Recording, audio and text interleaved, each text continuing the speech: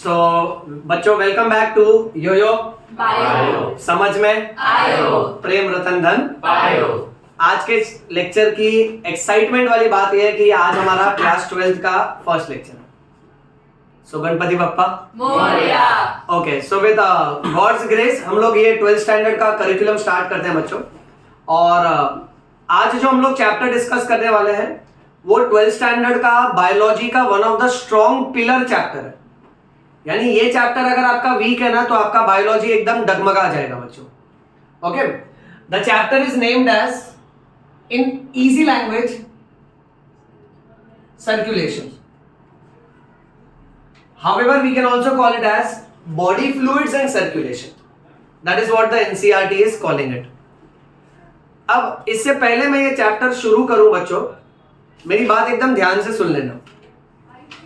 ये चैप्टर पढ़ना क्यों जरूरी है तो लोग आपसे कहेंगे और टीचर्स आपसे कहेंगे कि एग्जाम में मार्क्स आएगा।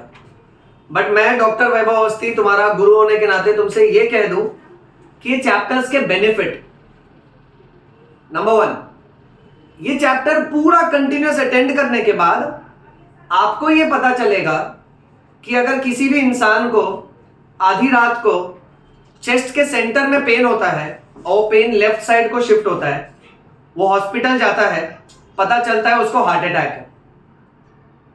सो हार्ट अटैक क्या होता है, हार्ट अटैक में क्या किया जाना चाहिए, कब दवाई से ठीक हो जाएगा, कब सर्जरी लगेगा, वो एस्पेक्ट इस चैप्टर में डिस्कस किया जाएगा। 1 सेकेंड बच्चों, ये चैप्टर हमको ये बताएगा कि जब भी हमको बुखार आता है तो हमारे बॉडी के कौन से सेल्स फाइट करते हैं, डब्ल्यूबीसी कैसे बैक्टीरिया से फाइट करते हैं, डब्ल्यूबीसी के क्या अलग अलग टाइप है। थर्ड, अगर डॉक्टर कहता है कि किसी पेशेंट में खून की कमी है या हीमोग्लोबिन की कमी है तो क्या करना चाहिए, क्या नहीं करना चाहिए।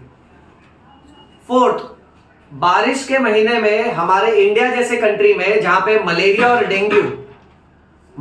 डेंगू इन्फेक्शन बहुत ज्यादा बढ़ जाता है तो पेशेंट का प्लेटलेट काउंट कम हो जाता है। तो प्लेटलेट काउंट कब ज्यादा लाइफ थ्रेटनिंग हो सकता है और कैसे डाइट की मदद से हम लोग प्लेटलेट्स को बढ़ा सकते हैं, वो हमको इस चैप्टर में पता चलेगा। नेक्स्ट, इस चैप्टर में ये पता चलेगा कि ऐसी भी रोमांचक बीमारियां होती हैं जहां पेशेंट को अगर एक पिन भी लग जाए ना, उसके शरीर से इतना खून निकलेगा कि उसका डेथ हो जाएगा, यानी उसका ब्लड क्लॉट होगा ही नहीं। सो उसके पीछे हम लोग पढ़ेंगे ब्लड क्लॉटिंग और उसका मैकेनिज्म। फिर जब हम लोग हमारे डे टू डे लाइफ में सुनते हैं कि कोई कहता है यार इसके दिल में छेद है, there is a hole in the heart, और वो कैसे भर जाता है या कैसे उसकी सर्जरी करनी चाहिए, that is the benefit we are going to derive from this chapter. फिर हम लोग इस चैप्टर में ये भी कवर अप करने वाले हैं कि कैसे अगर किसी के हार्ट के वाल्व में प्रॉब्लम है तो उसका ऑपरेशन होता है।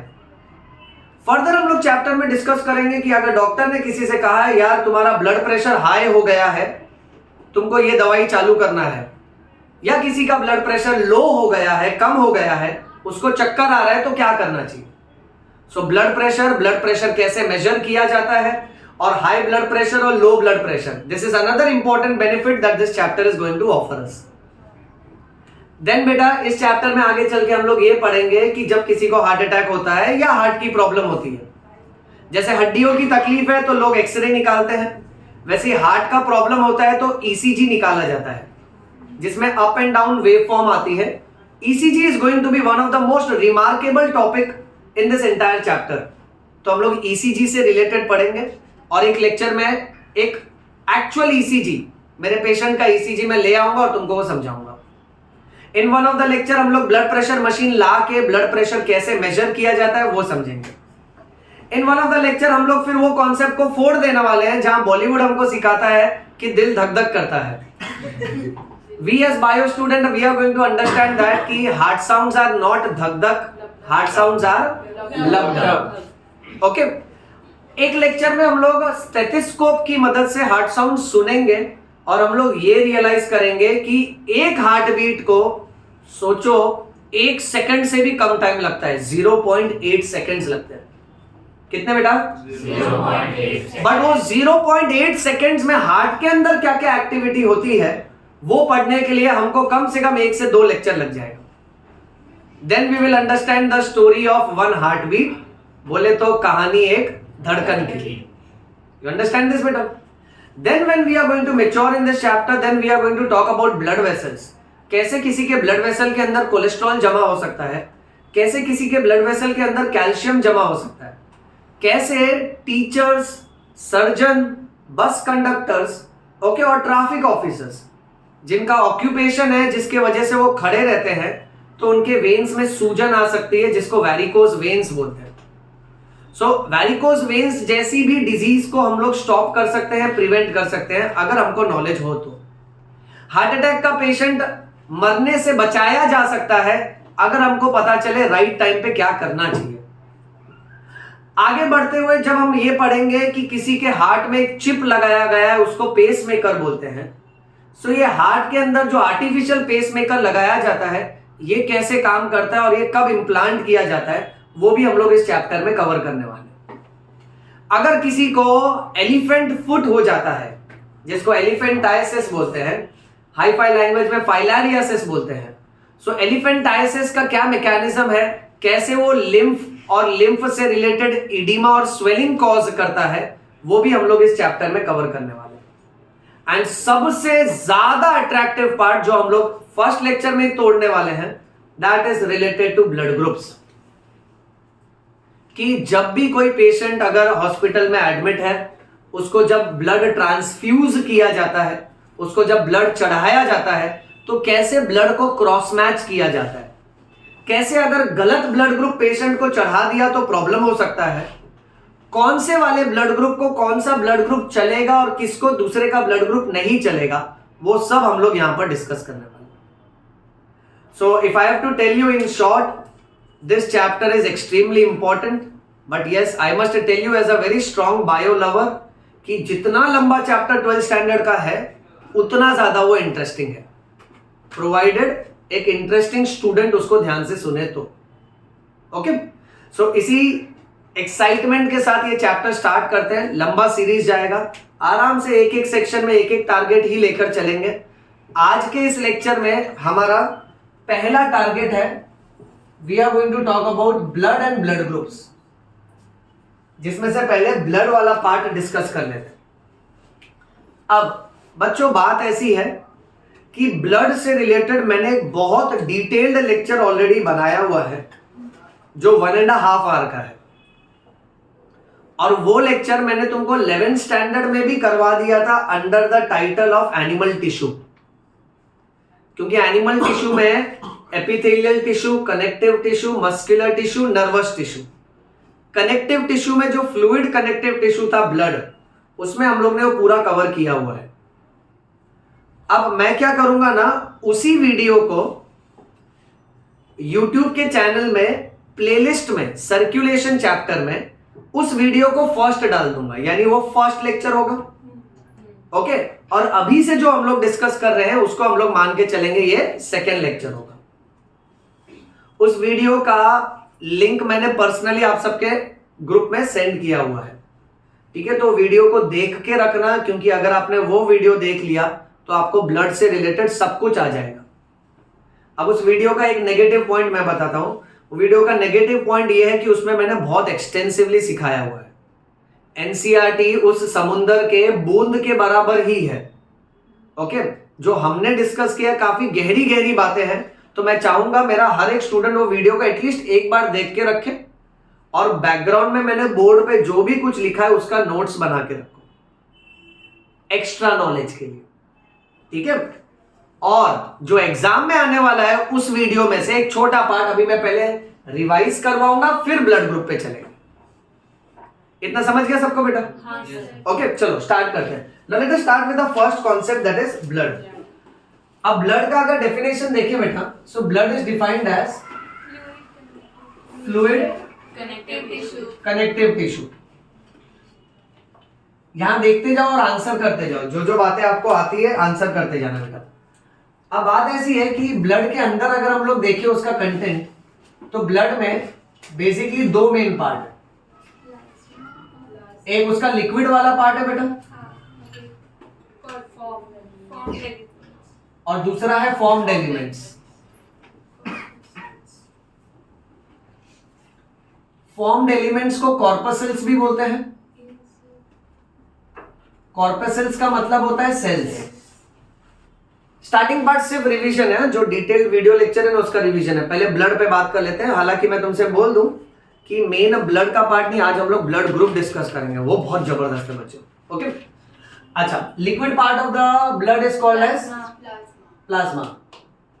अच्छा, तुमको मालूम है प्लाज्मा कितना परसेंट होता है? 55%। हाँ, चलो तो यहां से एमसीक्यू चालू। ओके, और फॉर्म्ड एलिमेंट्स कितना परसेंट? 45%। छोटा छोटा पॉइंट, प्लाज्मा का कलर क्या होता है? हाँ, अब ये बच्चे लोग सोचते सर ये स्ट्रॉ का क्या कलर होता है? हाँ, तो हमेशा इसको मान के चलो, पेल येलो और लाइट येलो। सब लोग याद रखना, हमारे ब्लड में जो पानी वाला हिस्सा है वो एकदम लाइट येलो कलर का होता है। अच्छा, अब प्लाज्मा के अंदर स्पेशली 3 इंपॉर्टेंट प्रोटीन्स होते हैं बेटा। Number 1 albumin, number 2 globulin and number 3 fibrinogen. Boys and girls इतना बाय हार्ट करते जाओ, ओके। एंड एक बात का विश्वास रखना, सब कुछ बहुत इजी है, खाली कैसा मालूम है, अपने को एक अटेम्प्ट करके खाली सुनना होता है ध्यान से। ओके, प्लाज्मा के अंदर अल्ब्यूमिन, ग्लोब्यूलिन और फाइब्रिनोजेन है। इसमें से अल्ब्यूमिन जो है ना, इसका फंक्शन है ऑस्मोटिक बैलेंस। ऑस्मोटिक बैलेंस यानी वाटर बैलेंस। हाँ, ये डिसाइड करेगा कि कितना पानी आपके शरीर में रहेगा, कितना पानी किडनी के यूरिन के फॉर्म में निकल जाएगा, कहां कितना पानी अक्यूमुलेट होना चाहिए, ये अल्ब्यूमिन डिसाइड करता है। नेक्स्ट, ग्लोब्यूलिन जो है, yes, it is necessary to defend your body. So in easy language we can say it provides us what? Immunity. क्योंकि कभी भी कोई बैक्टीरिया आता है ना हमारे बॉडी में, ओके, तो इम्यूनोग्लोब्यूलिन नाम का एंटीबॉडी बनता है, यानी खास किस्म का पुलिस बनता है उस चोर को मारने के लिए। और ये सारे के सारे ग्लोब्यूलिन नाम के प्रोटीन के बने होते हैं बेटा। Next, fibrinogen, yes, it is concerned with blood clotting. चलो सब लोग फटाफट कंफर्म करो, इतना याद रहेगा सबको अच्छे से? ओके, रिपीट करते हैं। अल्ब्यूमिन का फंक्शन क्या है? Globulin will defend the body, correct? So इसका फंक्शन है and fibrinogen is needed for plasma. How much percent? 55 and formed elements 45। इतना समझा? अब इसमें से मैं फॉर्म्ड एलिमेंट्स नीचे ले लेता हूं। अच्छा, इसके अलावा प्लाज्मा में इलेक्ट्रोलाइट्स भी है, सोडियम, कैल्शियम, मैग्नीशियम, ऐसे बहुत सारे मिनरल्स भी हैं बेटा। ओके, मेन पार्ट देखते हैं। फॉर्म्ड एलिमेंट्स को नीचे की तरफ लेते हैं। नाउ मेरा बेटा, फॉर्म्ड एलिमेंट्स में 3 पार्ट बहुत इंपॉर्टेंट है। Guess what? आरबीसी, डब्ल्यूबीसी और platelets.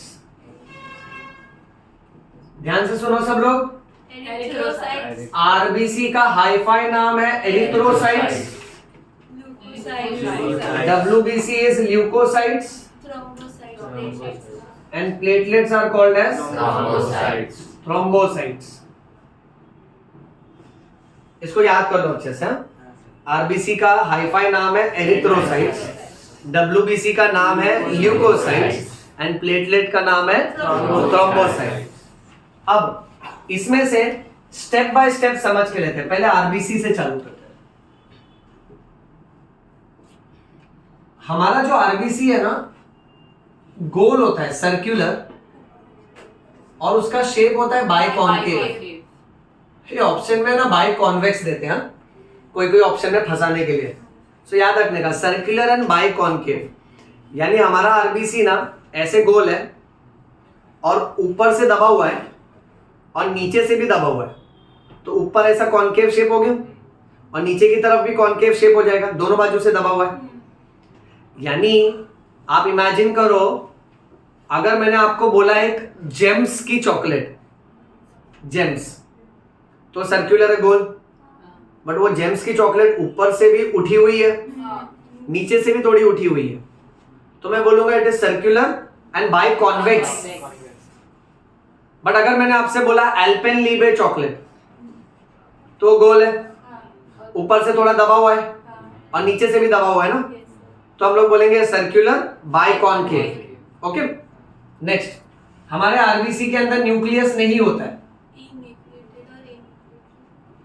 So RBC is enucleated, meaning एक बहुत इंपॉर्टेंट इंफॉर्मेशन है कि कैमल अकेला ऐसा मैमल है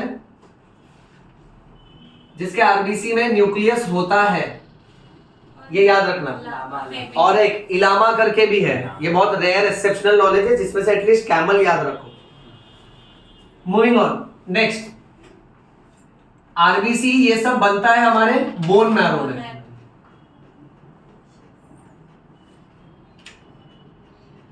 अब बात ऐसी है बच्चों, हमारे हड्डियों के अंदर, उसको अगर बीच से काट दें हम लोग, सो हड्डियों के अंदर नरम मटेरियल होता है, इसको बोन मैरो बोलते हैं। स्टूडेंट्स, बोन मैरो दो तरह का होता है, red bone marrow and yellow bone marrow. Red bone marrow की वजह से ब्लड बनता है और येलो बोन मैरो की वजह से फैट्स बनता है। ये कितनी कमाल की बात है कि हमारे शरीर में जितना भी ब्लड है ना, वो हमारे हड्डियों के अंदर बनता है, क्योंकि हड्डी के अंदर रेड बोन मैरो और yellow bone marrow, yellow bone marrow fats बनाएगा, रेड बोन मैरो ब्लड बनाएगा, और ब्लड यानी सब बना के देगा, आरबीसी, डब्ल्यूबीसी और प्लेटलेट्स। नेक्स्ट, आरबीसी को मार कौन देगा? Spleen. So spleen will destroy RBC बेटा। That's why you should know that spleen is also called as Graveyard of RBC. Graveyard of RBC। ये मैंने क्लास में बहुत बार बोला है। ओके, आज तुमको और एक बात बताता हूँ, स्प्लीन को ब्लड बैंक का भी टाइटल मिला है। हमारे शरीर में अगर हम लोग ने स्प्लीन में नाइफ मार दिया या नीडल मार दिया तो बहुत खून निकलेगा, और स्प्लीन ना हमारे पेट में यहां होता है, लेफ्ट साइड पे, हमारे पेट के यहाँ पे राइट साइड में लीवर होता है, लीवर के सामने एब्डोमेन में लेफ्ट अपर साइड पे स्प्लीन, ऐसा ऑलमोस्ट अंडे के शेप का, ओवल शेप का ऑर्गन है, और इसके अंदर बहुत सारा ब्लड भरा रहता है, इसीलिए इसको ब्लड बैंक भी बोलते हैं, और इसको आरबीसी का कब्रिस्तान भी बोलते हैं। डोंट यूज हिंदी वर्ड, लोग डर जाएगा। आज पहले लेक्चर के बाद आप घर जाके बोलोगे तेरे को मालूम शरीर में कब्रिस्तान है, then they will like क्या भूतों वाली बात कर रहा है। So remember, simple English, graveyard of RBC. कौन है ये? स्प्लीन। सो स्प्लीन को दो टाइटल मिला। अच्छा, तुमको मालूम है ये आरबीसी को कब मार देगा? कितने दिन के बाद? 120 यस। सो आरबीसी का लाइफ स्पैन कितना होता है बच्चों? 120 डेज। ये सबको याद रखना है। अच्छा, नेक्स्ट, हमारे ब्लड में आरबीसी कितने से कितना मिलियन होता है? 5 to 5.5 million only. 5 to 5.5 million only, बस इतना ही याद रखो। एंड दिस इज पर मिलीमीटर क्यूब, पर मिलीमीटर क्यूब ऑफ ब्लड। अब ये आएगा नीट में इन द फॉर्म ऑफ आम चीकू। आम चीकू बोले तो MCQ। हाँ, समझ जाओ, ध्यान से देखो, ये आम है और ये चीकू है, सीक्यू नहीं है। 5 to 5.5। नेक्स्ट, आरबीसी के अंदर चलो, कौन सा प्रोटीन है? हीमोग्लोबिन। नॉर्मल हीमोग्लोबिन अडल्ट में 12 ग्राम से लेकर 16 ग्राम तक होना चाहिए पर 100 ml of blood. By heart 12 to 16 grams. अब अगर किसी के शरीर में डॉक्टर ने कहा खून की कमी है, that condition is called as anaemia. Anaemia में पेशेंट के बॉडी में या तो आरबीसी कम हो जाएगा, या तो हीमोग्लोबिन कम हो जाएगा, या तो फिर दोनों ही कम हो जाएगा, ऑल ऑफ दी अबव। या तो आरबीसी कम, या तो हीमोग्लोबिन कम, या तो फिर दोनों भी कम। अब तुमको मालूम है आरबीसी जो है ना बेटा, आरबीसी हमारे बॉडी में ऑक्सीजन को कैरी करता है from one part two another. क्योंकि उसके अंदर हीमोग्लोबिन है। हीमोग्लोबिन के वजह से हमारे ब्लड का कलर क्या है? रेड। याद रखने का बेटा। अब अगर किसी के बॉडी में आरबीसी या हीमोग्लोबिन की कमी होगी ना, तो वो इंसान ना बहुत जल्दी थक जाएगा। देखो इस बात को समझो। Let's say suppose for example मेरा डाइट अच्छा खासा है और आरबीसी और हीमोग्लोबिन को बढ़ाने के लिए मैं रेड फूड स्टफ्स अच्छा खासा खा लेता हूं। रेड फूड स्टफ्स यानी जैसे कैरेट, बीट, एप्पल, डेट्स। बोले तो डेट्स। खजूर मत बोलो, ऑन रिकॉर्ड खजूर बोल रही मेरे को। डेट्स मतलब डेट्स। Even tomato, okay. और उसके साथ साथ जैगरी। सबने सुना ध्यान से कि मुंह में पानी आ रहा है बेटा? कभी भी खाने की बात करो ना, फिर भी फोकस करो। सर अनार। Pomegranate also. सर अनार। अच्छा अनाड़ी नहीं बोला। ओके, अभी ये जो जो प्रोडक्ट्स हमने बोले रिपीट करते हैं, ठीक है? कनक कम से कम 3 प्रोडक्ट रिपीट करो। Carrot, tomato, beat.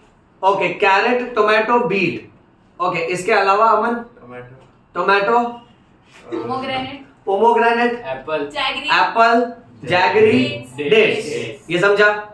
अब और एक मस्त तुमको टिप देता हूं बच्चों। जैसे जैसे हमारी मदर की एज होते जाए ना, तो आप इसमें से कोई ना कोई एक कंटेंट उनको हर दिन खाने बोलो। कंपलसरी नहीं कि मतलब सब कंटेंट सब दिन खाने, नहीं, कोई भी एक कंटेंट। जैसे आज मान लेते टोमेटो सूप पी लिया, ठीक है? कल थोड़ा सा गुड़ खा लिया, उसके बाद मान लेते परसों आधा बीट खा लिया या कैरेट खा लिया, या तो उसका जूस पी लिया। ऐसा ऑल्टरनेट करने बोलो, क्योंकि हम सबको इस बात की रिस्पेक्ट करनी चाहिए कि वुमेन्स में, ओके, मेंस्ट्रुएशन की वजह से, पीरियड्स की वजह से ब्लड लॉस होता है, और वो ब्लड अगर बनेगा नहीं वापस तो वीकनेस आएगी। अब मदर के एज ग्रुप में कैसा होता है ना कि जैसे जैसे एज होती जाती है, ओके, और बॉडी से अगर ब्लड लॉस हो रहा है प्लस न्यूट्रिएंट्स वापस से रिस्टोर नहीं हो रहे हैं, सो वीकनेस होगा बेटा। इसीलिए it will not be common for you to hear that कि your mother will complain that कि यार बेटा मैं सीढ़ी चढ़ के आई ना, बहुत सांस फूल रहा है मेरे को। व्हाई? बिकॉज ऑक्सीजन डिलीवरी नहीं हो रही है। क्यों? क्योंकि डिलीवरी बॉय जो है ना, हीमोग्लोबिन या तो आरबीसी, उसकी कमी है। इस बात को समझे बेटा? इसका लॉजिक हमको ये सिखाता है कि इस बीमारी को बोलते हैं आयरन डेफिशिएंसी एनीमिया। क्या बोलते हैं? Iron deficiency anaemia. इंडिया में maximum womens will complain of iron deficiency anaemia, and in order to fight with this disease you have to remember the diet which I have told you. इतना समझा बेटा? Okay, next. तो basically क्या हो जाता है ना, इस डाइट की वजह से पेशेंट के बॉडी में उसको क्या मिलता है? Iron.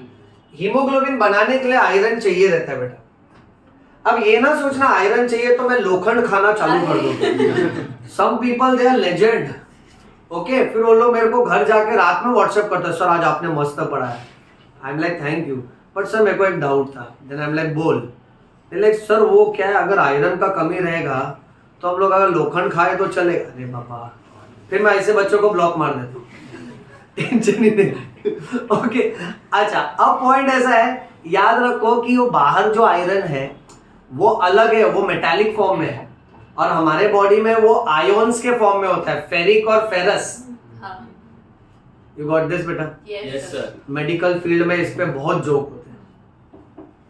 There is one very common joke in terms of boy and girl friendship in medicine, okay, जो हमारे सीनियर्स ऐसे हमसे कहा करते थे। सपोज फॉर एग्जांपल एक लड़का बहुत दुखी है, ठीक है, and then seniors used to come and they like क्या हो गया करके। सो बाकी फ्रेंड्स बोलते थे यार एक्चुअली इसका ना ब्रेकअप हो गया। तो सीनियर्स उसको कैसे कंसोल करते वो सुनो, लाइन सुनना। देन लाइक जरूर तूने कुछ गलती किया रहेगा। देन लाइक मेरा कोई गलती नहीं था। तो सीनियर अब उसको कंसोल करके ये बोल रहे हैं कि तू इतना चार्मिंग है, you have got such an attractive personality, still that girl is not attracted to you. You have got an attractive personality, that is magnetic personality. If you have a magnetic personality and still the girl is not attracted to you, so don't cry. उस लड़की में iron की कमी है। You get that बेटा? If you have a magnetic personality and she is not attracted to you, लड़की को anaemia है, आयरन डेफिशिएंसी। ओके, अच्छा moving on. So the point है कि इसमें हम लोग को ये सारे डाइट कंज्यूम करने होते हैं। अब एक और बात मैं तुमसे कहता हूं जो थोड़ा सा ऑफ टॉपिक है बट इंपॉर्टेंट है बच्चों। एक और अनीमिया होता है जिसको पर्नीशियस अनीमिया बोलते हैं। बच्चों सब लोग एकदम ध्यान से सुनो। पर्नीशियस अनीमिया ये उन लोगों में होता है जिनमें किसकी कमी है बेटा? Vitamin B12। विटामिन B12 को केमिस्ट्री की भाषा में साइनोकोबालामाइन बोलते हैं। क्या बोलते हैं? साइनोकोबालामाइन। मैं तुमको ना एक और मस्त हिंट दे देता हूं। अगर किसी के बॉडी में विटामिन B12 की कमी है, विटामिन B12 का most dietary source is non veg. Fish. हाँ, मोस्ट ऑफ द नॉनवेज। अब प्रॉब्लम क्या है, जो वेज है उसको विटामिन B12 का एक्सपोजर कम मिलता है। अब वेज डाइट में सबसे बेस्ट याद रखने का छाछ, butter milk. Okay, butter milk के अंदर लैक्टोबैसिलस है ना, विटामिन B12 का क्वांटिटी बढ़ा देता है। अगर किसी में विटामिन B12 की कमी है तो उसको पर्नीशियस अनीमिया होगा। इस अनीमिया में क्या होता है ना कि आने वाले समय में हमारे न्यूरॉन्स भी कमजोर हो जाते हैं। यानी ऐसे टाइम पे आपको बहुत कॉमनली बॉडी के स्पेसिफिक पार्ट में वीकनेस लगेगा। आपको अचानक से लगेगा कि हाथ झंझना रहा है, या तो फिर आपको ऐसा लगेगा कि इसमें कोई एंट या इंसेक्ट्स क्रॉल कर रहा है, या मूंगी जैसा लग रहा है। Okay, creeping sensation. बहुत से केसेस में हाथ या पैर सुन भी पड़ सकते हैं। ये भी अपने कंट्री में बहुत कॉमन है, vitamin B12 deficiency anaemia. This is called as pernicious anaemia. ये समझे? 12th स्टैंडर्ड का फर्स्ट लेक्चर है। एक और बात बता देता हूं, 12th स्टैंडर्ड में इतने अच्छे अच्छे बॉडी सिस्टम्स है ना बच्चों। ओके, जैसे कि ये हार्ट वाला चैप्टर ये तो चलेगा अपना, उसके बाद लंग्स वाला चैप्टर, ब्रेन वाला चैप्टर। हर चैप्टर में आप कम से कम है ना कुछ नई नई बोल के भी 10-15 बीमारी तो पढ़ो। और होता क्या है मालूम है, एज अ स्टूडेंट, अब स्टूडेंट वाली फीलिंग बताता हूं। जब भी आप कोई बीमारी सुनते हो ना टीचर से, तो आपको लगता है ये बीमारी मेरे को ही है। मैक्सिमम जितना बीमारी पढ़ोगे ना आपको लगेगा ये बीमारी अपने को ही है। द ओनली एक्सेप्शन इज जब ब्रेन पढ़ाऊंगा। जब ब्रेन पढ़ाऊंगा ना उसके अलग अलग पागलपन वाले बीमारी, तो तुमको लगेगा ये अपना दोस्त है। ये भी लगे ये देख सर तेरे को ही पढ़ा रहे तेरे बारे में ही बता रहे। आई मस्ट टेल यू, जब मैंने मेडिसिन में हार्ट अटैक और हार्ट से रिलेटेड लेक्चर बहुत ज्यादा अटेंड कर लिए थे ना, और बहुत बुक्स पढ़ ली उसकी, बुक्स पढ़ते पढ़ते ना मेरे को चेस्ट के सेंटर में थोड़ा सा दुख रहा था। मेरे को लगा आज तो स्टोरी खत्म है अपना। देन लेटर ऑन क्या हुआ, I went to my senior doctor. फिर मैंने उनसे कंसल्ट किया। मैंने बोला सर ये मायोकार्डियल इंफाक्शन है। तो मेरे को है ना हंस हंस के मेरी मजाक उड़ा दिया एकदम। बोले देख मेडिसिन का ना ये एक डिसएडवांटेज, हम लोग जितना भी पढ़ते ना अपने को फिर छोटा भी कोई तकलीफ होता है तो अपने को बड़ा बड़ा बीमारी मालूम है ना, तो अपने को लगता है अपने को बड़ा बीमारी हो गया। तो इसलिए क्या है, सबसे बेस्ट सोल्यूशन ये है कि खुद का इलाज खुद नहीं करने का। छोटा मोटा केस में खुद का इलाज खुद कर लो, सर्दी खांसी ठीक है, okay, but every chest pain you will think heart attack, okay, and later on you find ये तो एसिडिटी का दर्द था। ठीक है, आपने बड़ा बड़ा टैबलेट्स खा लिया and the only medicine was Eno. असर दिखाए सिर्फ 6 सेकंड में। सो द पॉइंट, आप लोग इसकी आदत डाल लो। आप जितनी भी बीमारियां पढ़ोगे, ठीक है, कभी परेशान मत होना, कोई कंफ्यूजन होगा ना तो मुझसे बात कर लेना, ऑफ लेक्चर्स मेरे से बात कर लेना, बट ये ना सोचना कि ये सब बीमारी अपनी है। चलो आगे बढ़ते हैं। नेक्स्ट, अब यहाँ पे आरबीसी हो गया। डब्ल्यूबीसी के बारे में एनसीईआरटी बहुत भर भर के दी है। एनसीईआरटी बोलता है कि डब्ल्यूबीसी के 2 टाइप है।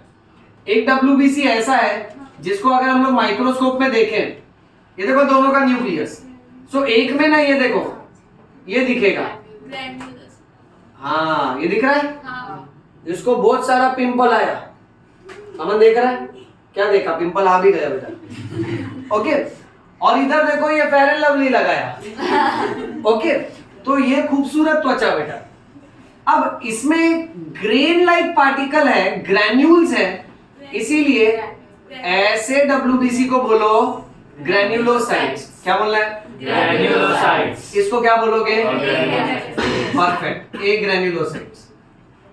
अब एनसीईआरटी से देख के बताओ WBC का नॉर्मल काउंट कितने से कितने थाउजेंड दिया है? 6,000 से लेके 8,000 बाय हार्ट करो, चलो 6000 से लेकर 8,000 आरबीसी देखो कितना था, 5 to 5.5 मिलियन। आउटसाइड एनसीईआरटी का एक एमसीक्यू बताता हूं, तुम्हारे शरीर में आरबीसी इज टू डब्ल्यूबीसी का रेशियो देखोगे 600:1 आएगा।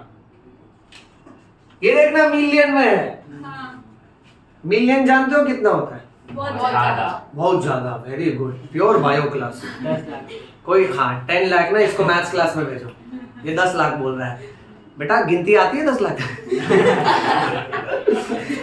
बोलो मिलियन है नहीं, बहुत ज्यादा गिनती के बाहर। अच्छा, तो ये मिलियन में और ये 1000 में, तो अगर हम लोग किसी का एक ड्रॉप ब्लड निकाल के माइक्रोस्कोप में देखते हैं ना बेटा, तो आपको हर 600 आरबीसी के बाद एक डब्ल्यूबीसी दिखेगा। So remember the ratio is 600:1। Am I clear with this? Yes. चलो अब देखते जाओ, जो ग्रैन्युलोसाइट्स है ना, अब इनमें से कुछ कुछ WBC ऐसे होते हैं जो ना तो एसिडिक होते हैं ना ही बेसिक होते हैं, न्यूट्रल होते हैं, तो उनको हम लोग बोलेंगे न्यूट्रोफिल्स। जो बेसिक नेचर के होते हैं उनको बोलते हैं बेसोफिल्स, और एसिडिक नेचर वालों को एसिडोफिल्स भी बोल सकते हैं और इओसिनोफिल्स भी बोलते हैं। देखा सबने? अब परसेंटेज देखो, 0.5 से लेके 1% बेसोफिल्स है, 2% से लेकर 3% इओसिनोफिल्स, न्यूट्रोफिल्स 60 to 65.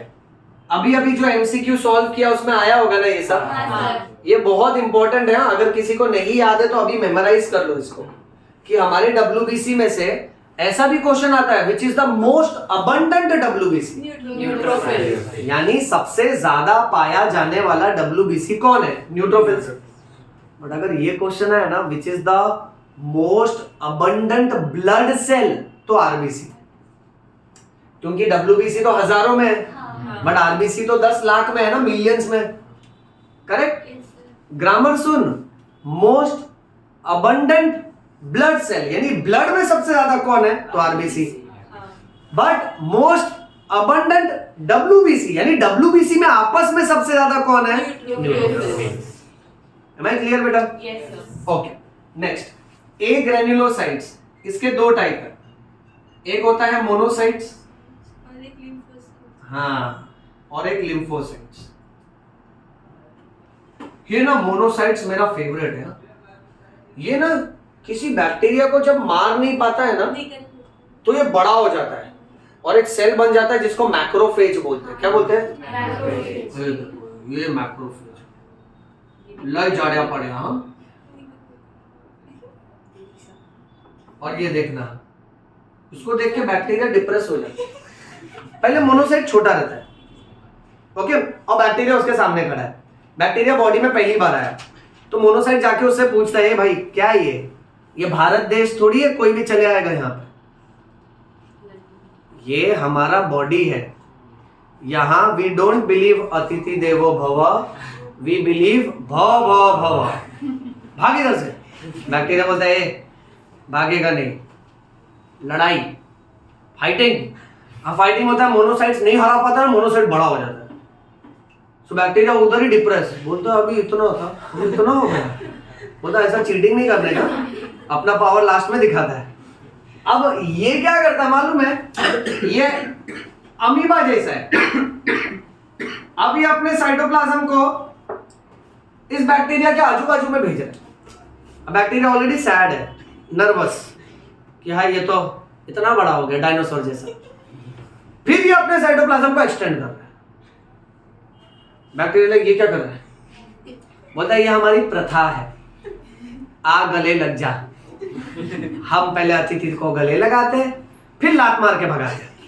ओके, अब क्या होता है मालूम है? ये अपना साइटोप्लाज्म पीछे से फ्यूज कर लेता है और अपनी इनर मेम्ब्रेन को ब्रेक कर देता है। और फिर झट से कॉन्ट्रैक्शन मार के बैक्टीरिया को अंदर ले लेगा। फिर उसके साथ एक गेम खेलता है एबीटी, आंख बंद टपली। बहुत होता है उसको। तरह तरह के एंजाइम्स की मदद से इस बैक्टीरिया को तोड़ दिया जाता है। ये वाली प्रथा जहां पे WBC बैक्टीरिया को खा जाता है, इसको कहते हैं फैगोसाइटोसिस। क्या कहते हैं? Phagocytosis. मेरा बेटा याद रखना, फैगोसाइटोसिस 2 शब्दों में इसका मीनिंग है सेल ईटिंग। एक और एक्स्ट्रा वर्ड बताता हूं, सिलेबस में नहीं है बट इंपॉर्टेंट है। There is another term which is called as a pinocytosis. Pinocytosis को बोला गया है सेल ड्रिंकिंग। WBC नाम का सेल अगर किसी को खा जाएगा तो फैगोसाइटोसिस। वही WBC अगर कोई छोटे बैक्टीरिया या छोटे पार्टिकल को खा जाएगा तो उसको सेल ड्रिंकिंग बोला। ड्रिंकिंग यानी पिएगा नहीं, वो काल्पनिक वर्ड रखा है। अगर छोटे साइज के पार्टिकल को अंदर खींच लिया तो उसको पाइनोसाइटोसिस। ये समझा? ओके बेटा, परसेंटेज बता, लिम्फोसाइट्स कितने से कितना है? 20 से लेकर 25%। और मोनोसाइट्स 6 to 8. 6 to 8%। परसेंट में बच्चा लोग बहुत फंसता है। मेरा कोई भी स्टूडेंट यहाँ फंसेगा नहीं। यहाँ देखो और मेरे साथ बोलो, न्यूट्रोफिल कितना है? 60 to 65. बेसोफिल बेटा? 0.1%. अच्छा, और इओसिनोफिल? 2.5%. एक MCQ, सबसे ज्यादा कौन है? Neutrophils. और एक बात देखो, इन सब में सबसे कम कौन है? Basophils. ये देखा सबने? हाँ. ओके, मोनोसाइट्स 6 to 8% और lymphocytes 20 to 25%. Okay. Extra knowledge, जब भी आपके बॉडी में किसी भी तरह की एलर्जी होती है तो इओसिनोफिल्स उससे लड़ने आता है। नाउ लेट अस से मैं लेक्चर में आया, प्रथम ने स्ट्रॉन्ग परफ्यूम लगाया, ये जानते हुए कि अवस्थी सर को छींक आने लगेगा। ये सुन के आदित्य बोला दे मैं भी लगाता है तो पे। कितनी गलत बात है, षड्यंत्र रचा जा रहा है क्लास में। अब ये परफ्यूम को जैसे मैं स्मेल करेगा ना, अब मेरे नाक के अंदर ओके आजू बाजू में जो ब्लड कैपिलरीज है, उसमें जो ब्लड है, उसमें जो WBC है, उसमें जो इओसिनोफिल है, वो रिस्पॉन्ड करेगा उस केमिकल को। और अक्सर ये लोग हिस्टामिन नाम का एक केमिकल छोड़ देते हैं। कौन सा केमिकल? हिस्टामिन। हाँ, और हिस्टामिन की वजह से फिर एलर्जी जैसे रिएक्शन आते हैं। देखो, किसी को किसी भी तरह की एलर्जी होगी ना, तो या तो उसके नाक से, या तो उसके सांस से लंग्स, या तो उसके स्किन से कोई ना कोई तकलीफ निकल कर आएगी। जैसे स्किन में क्या तकलीफ निकलेगा? रेडिश रैश हो जाएगा, इचिंग होएगा, नाक से छींक आने लगेगी, स्नीजिंग, नाक से पानी आने लगेगा। At time eyes will also start watering बेटा। एट टाइम कुछ कुछ लोगों को लंग्स की वजह से ब्रीदिंग प्रॉब्लम भी होता है एलर्जी में बेटा। ये समझे? एलर्जी का कर्ता धर्ता कौन है? इओसिनोफिल्स। नेक्स्ट ध्यान से सुनना, बॉडी में अगर कोई कीड़ा घुस गया है, होता है ना कभी कभी? सर कभी कभी नहीं, हमारे दोस्त में बहुत कीड़ा है। एश, वो कीड़े की बात नहीं कर रहे बेटा, एक्चुअल वर्म्स। ओके, अगर बॉडी में किसी भी तरह का वर्म्स है, सो कीड़ों से लड़ने की भी जिम्मेदारी इओसिनोफिल्स। आपके बॉडी में कोई भी बैक्टीरिया वगैरह आता है तो न्यूट्रोफिल लड़ेगा। अंडरस्टैंड, यहां का फंडा बहुत क्लियर है, जैसा चोर वैसा पुलिस। सायरन भी बज रहा है, क्या टाइमिंग पे बज रहा है? एम्बुलेंस का बज रहा है। अच्छा, अब देखो, जैसा चोर वैसा पुलिस, वैसी प्रथा है ना। अब मान लो सपोज फॉर एग्जांपल, सामने वाला चोर बहुत स्ट्रॉन्ग है, टेररिस्ट है, तरह तरह की उसके पास बंदूक है। Do you think our Pandu havaldar can fight with danda? नहीं ना। सो टेररिस्ट के लिए पुलिस थोड़ी लड़ने वाला है, एंटी टेररिस्ट स्क्वाड आना पड़ेगा, कमांडोज की जरूरत पड़ेगी। मान लो उससे बड़ा अगर कोई चोर है, मंडप के बाहर से चप्पल चोरी किया, तो क्या कमांडो हेलीकॉप्टर से उतरेगा? पांडु भी नहीं आएगा, अपने को खुद ही ढूंढना पड़ेगा। अपन भी क्या करेगा, गाली देगा, मेल या चप्पल कौन चोरी किया। यानी छोटा मोटा किस्सा तो छोटा मोटा पुलिस, बड़ा किस्सा तो बड़ा पुलिस, वैसा ही हमारे बॉडी में होता है बच्चों। चलिए मूविंग ऑन, इस सेशन का ये वाले प्रेजेंटेशन का लास्ट पार्ट, ब्लड प्लेटलेट्स। मुझे एक बात बता, प्लेटलेट बोन मैरो में जिस सेल से बनते हैं उनका नाम देख, मेगा कैरियोसाइट्स। क्या नाम है बेटा? हाँ बोलते रहने का, जितना मैं ऐसा भारी भारी वर्ड लिखूं ना बोर्ड पे बेटा, ठीक है, बहुत भारी है, ये नहीं सोचना कोई गाली लिखा है बेटा, ओके। प्रोनाउंस करने का, पहली बार में नहीं आएगा, दूसरी तीसरी बार में आ जाएगा। मेगा कैरियोसाइट्स, बोन मैरो के अंदर जिस सेल से प्लेटलेट्स का जन्म होता है, ऐसा मान के चलो मेगा कैरियोसाइट्स प्लेटलेट्स का मम्मी पापा है, ओके। ये प्लेटलेट्स को जन्म देता है। हमारे ब्लड में प्लेटलेट कितने से कितना होना चाहिए? 1,50,000, 3,50,000। यस, यानी 1.5 लाख से लेके 3.5 लाख तक। जनरल नॉलेज ध्यान से सुनना, हम सब के ब्लड में प्लेटलेट काउंट 1,50,000 से लेकर 3,50,000 तक होना चाहिए। बट दो कमाल का ऐसा इंफेक्शन है, मलेरिया और डेंगू। किसी को हुआ है इस क्लास में मलेरिया या डेंगू? डेंगू हुआ है तुमको, और किसी को आजू बाजू में सुना है मलेरिया डेंगू हुआ है किसी को? एडमिट किया था कभी? तुमको हुआ है? कौन सा इन्फेक्शन?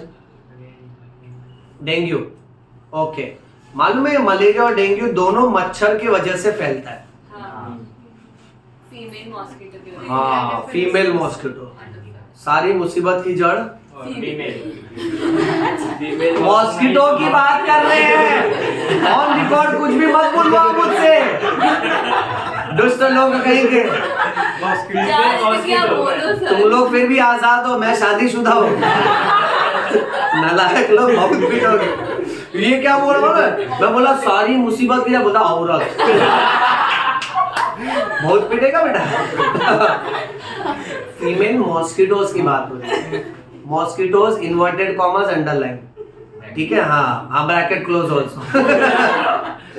अच्छा, अब मॉस्किटो में कैसा होता है ना, मेल मॉस्किटो यूजुअली ब्लड सक नहीं करते हैं।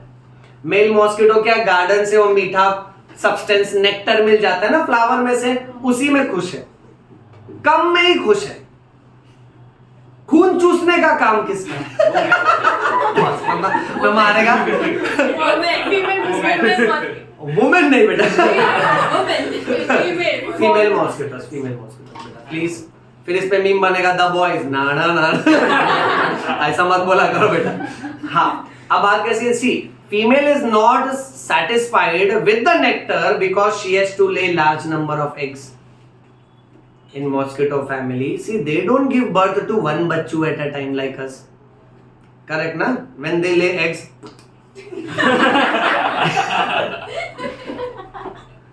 तुम लोग ज्यादा इमेजिन मत करो। हाँ, so they lay large number of eggs.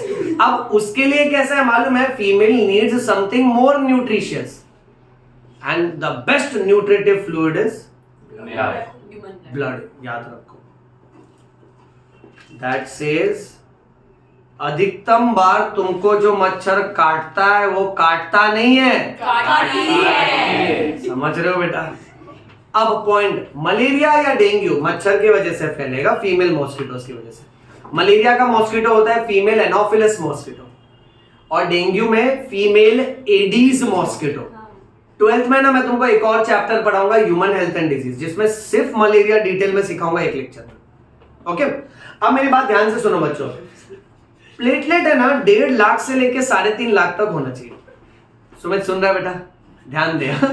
1.5 lakh से लेकर 3.5 लाख तक। अगर किसी का प्लेटलेट 1.5 लाख से कम हो गया, जो कि अक्सर मलेरिया और डेंगू में होता है, तो तुमको याद रखने का कि उस पेशेंट को kiwi, dragon fruit, papaya leaf juice, papaya leaf juice very tasty बेटा। जिनको हुआ है उनसे पूछना, हाँ ओके। सुनो ध्यान से, kiwi, dragon fruit, papaya leaf juice, ये 3 के वजह से प्लेटलेट काउंट्स बढ़ता है। This is highly indicated in cases where platelets are low.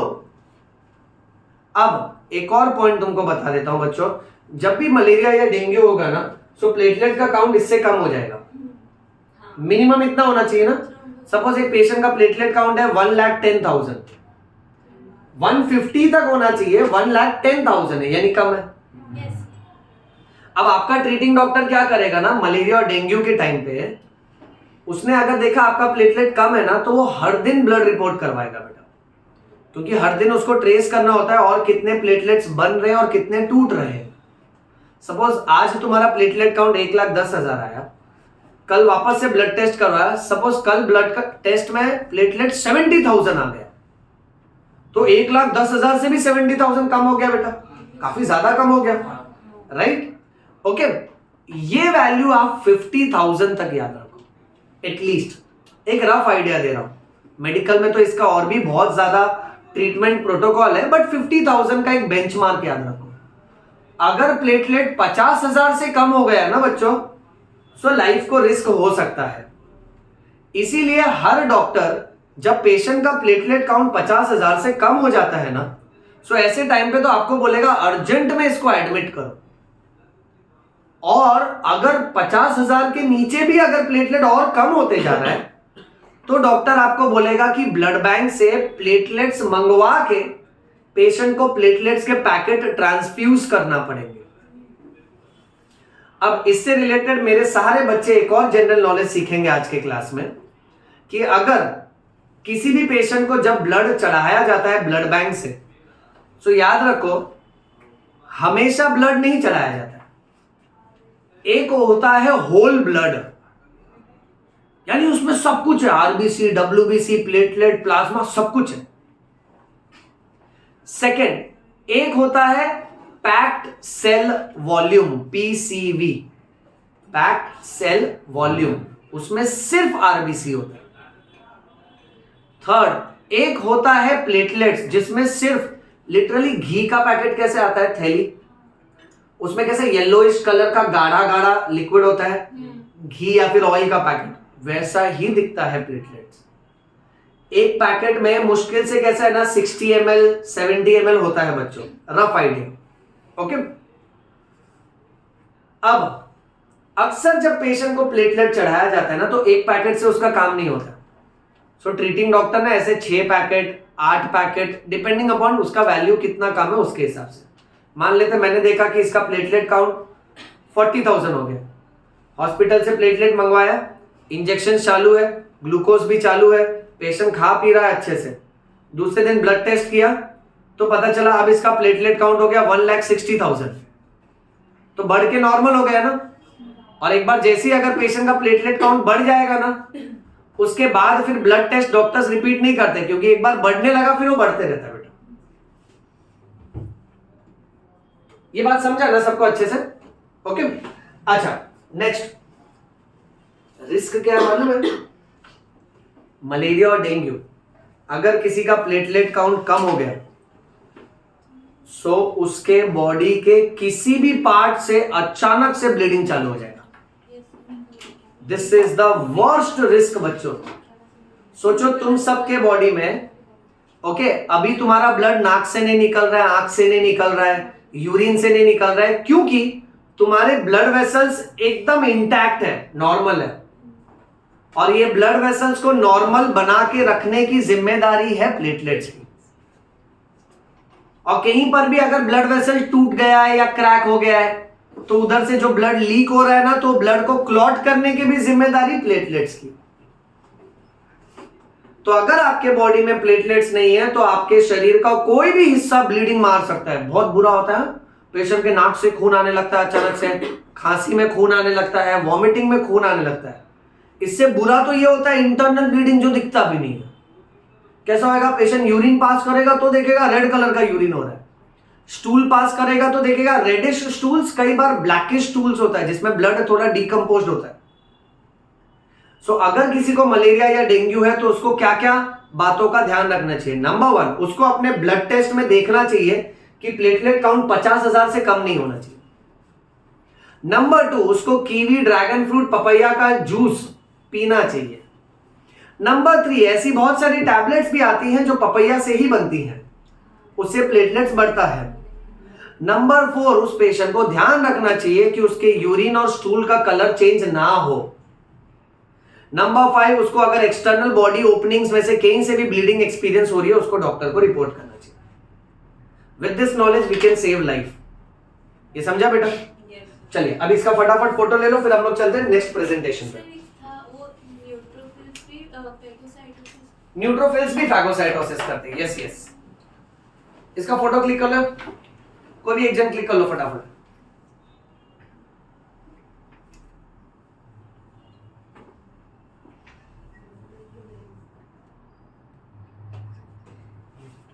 Done? हाँ बोलो ना सर, अगर प्लेटलेट्स की अगर किसी में काउंटिंग 3,10,000 तक है, Right. और उसको मलेरिया या डेंगू होगा जिसकी वजह से वो गिर करके 2 लाख कुछ समथिंग हो गया, ओके। तो फिर उसको मतलब तब भी कुछ नहीं, तब भी देखो कैसा है ना, जैसे everybody listen to this doubt.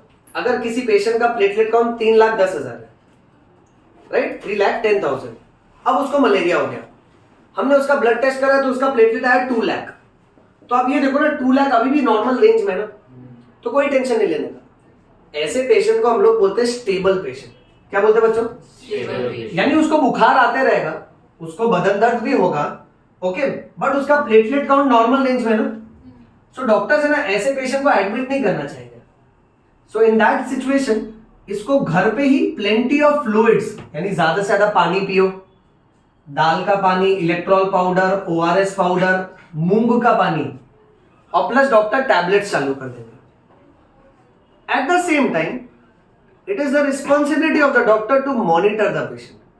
फिर वो क्या करेगा, मे बी एक दिन छोड़ के या तो दूसरे दिन वापस ब्लड टेस्ट करवाएगा, और जहां डॉक्टर ने देखा अगर उसका प्लेटलेट काउंट रेफरेंस रेंज से काफी नीचे आ गया है, उसमें भी मैंने तुमको cut off limit, life threatening cut off limit कितने का? 50,000।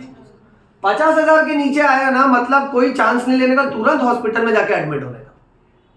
और जब तक उसके ऊपर है तब तक मेडिसिन की मदद से हम लोग उसको थोड़ा बैलेंस आउट कर सकते हैं बेटा। ओके सर, एक और डाउट। बोलो बेटा। सर, आपने बताया था कि RBCs बाइकॉन के होते हैं, Yes. लेकिन सर अगर किसी को ब्लड कैंसर हो जाते हैं तो उनके कैसे सेल्स का शेप अलग होता है, Yes. तो सर उसको फिर कौन सा शेप बोलेंगे? करेक्ट, ब्लड कैंसर है ना एक एक्सेप्शन हो जाता है बेटा। अब ब्लड कैंसर से रिलेटेड देखो ये भी एक बहुत अच्छा पार्ट है इस डाउट का।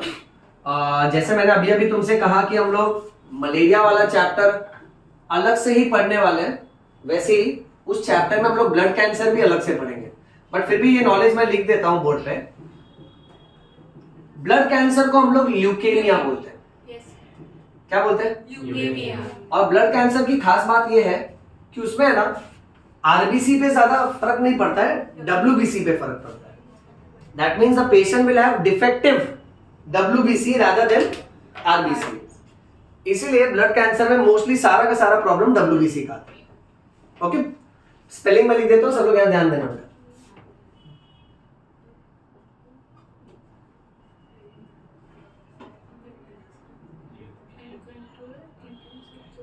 चलिए आगे बढ़ते हैं।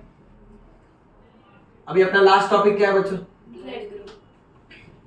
रादर ये ज्यादा मस्त है, शॉर्ट टॉपिक है बट समझने लायक बहुत बात है इसमें। आप लोग को अपना अपना ब्लड ग्रुप मालूम है क्या? हाँ। ध्यान से सुनना। हाँ, एक छोटा सा एक्सपीरियंस लेते हैं इस क्लासरूम का। आपका ब्लड ग्रुप O पॉजिटिव। सुनो, हाँ, O पॉजिटिव भाई O पॉजिटिव जानबूझ के बोल रहे लो। अच्छा अब देख लेते हैं।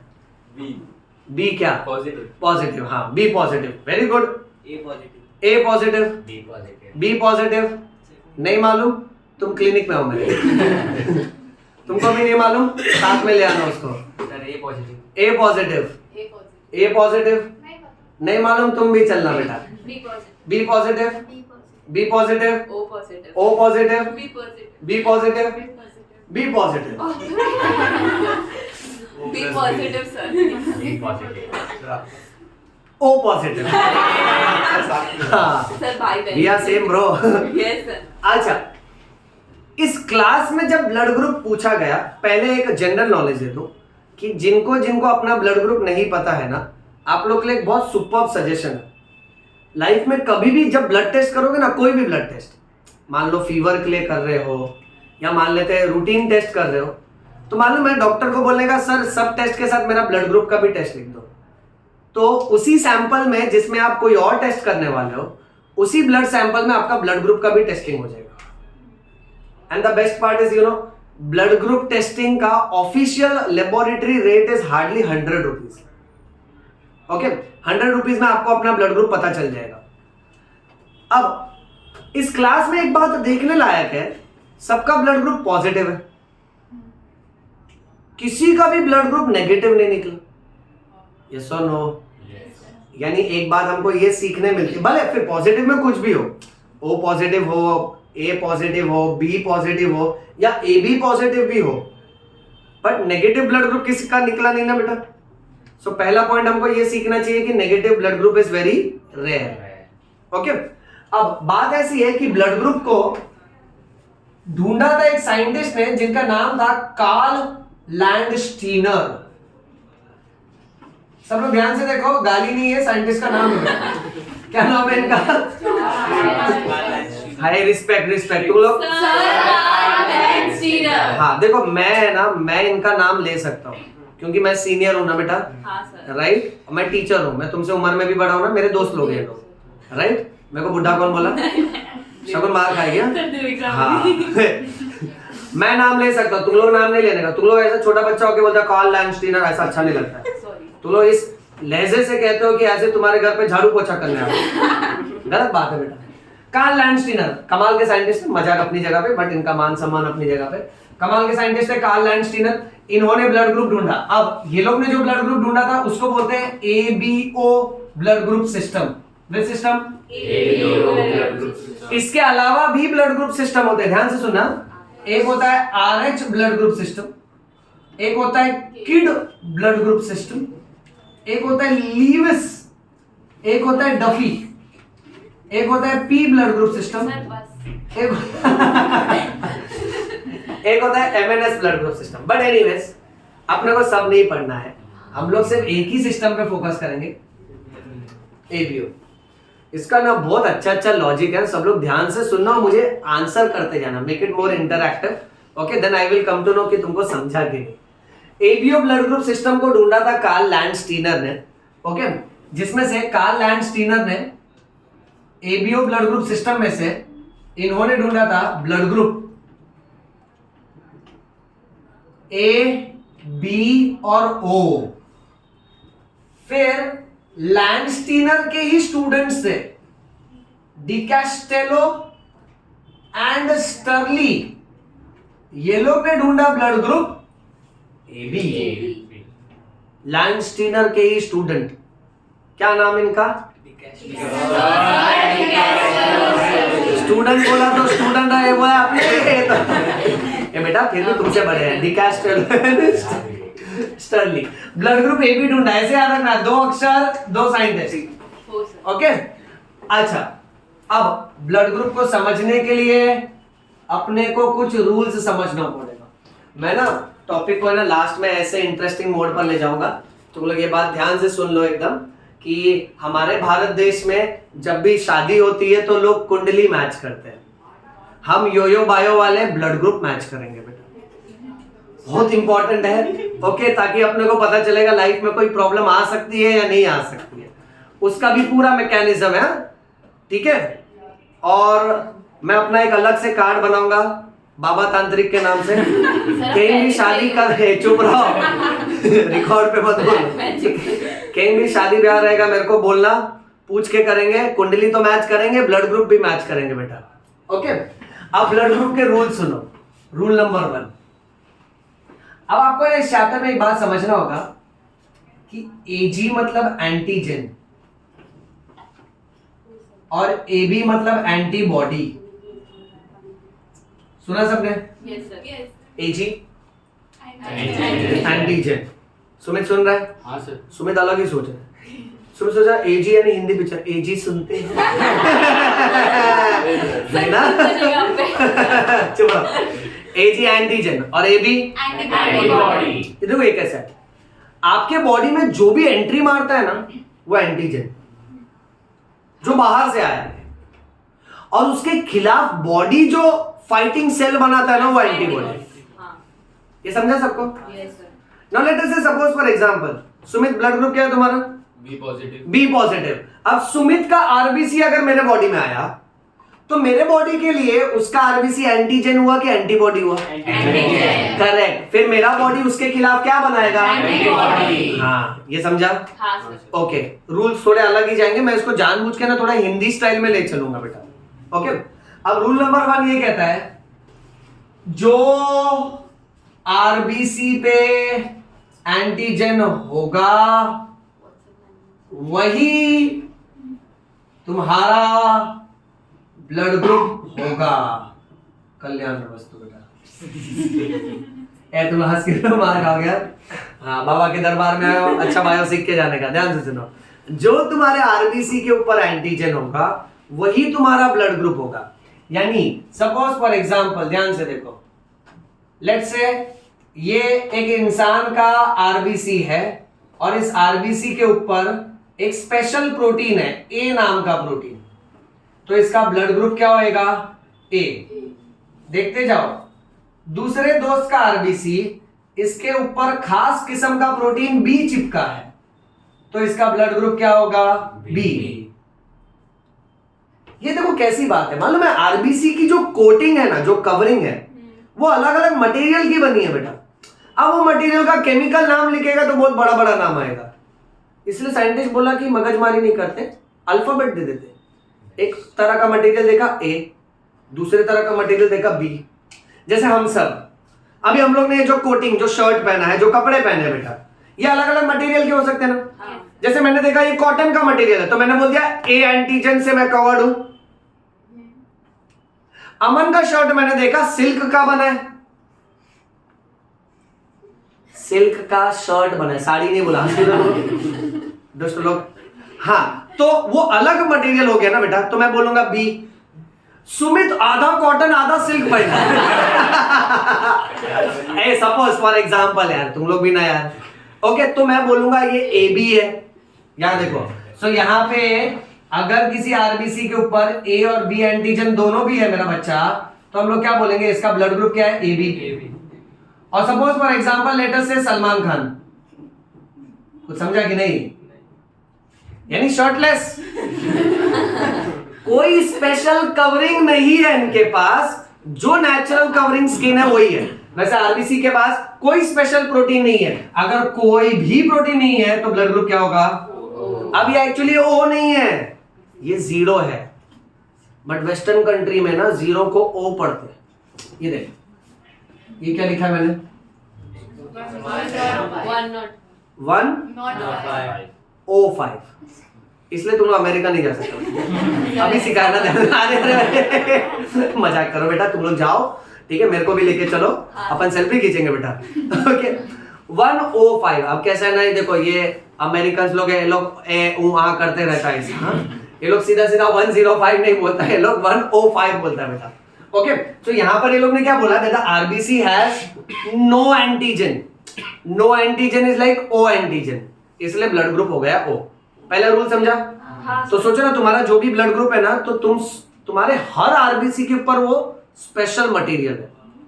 नेक्स्ट रूल नंबर 2, जो आरबीसी पे एंटीजन होगा उसका ऑपोजिट एंटीबॉडी प्लाज्मा में होगा। ओ, क्या sir? Very good, good observation. मैं देख रहा था तुम लोग जिंदा हो कि मरे हो। जो आरबीसी पे एंटीजन होगा उसका ऑपोजिट एंटीबॉडी प्लाज्मा में होगा। Good observation. अभी कैच करो, ऑपोजिट चलना है अभी। Now let us say suppose for example, plasma याद है क्या है? वाटर पार्ट होता है। Water part of blood. Blood में जो पानी है उसको प्लाज्मा बोलते हैं। हाँ। चेक करना एकदम ध्यान से। Okay, late us say suppose for example, ये देखो,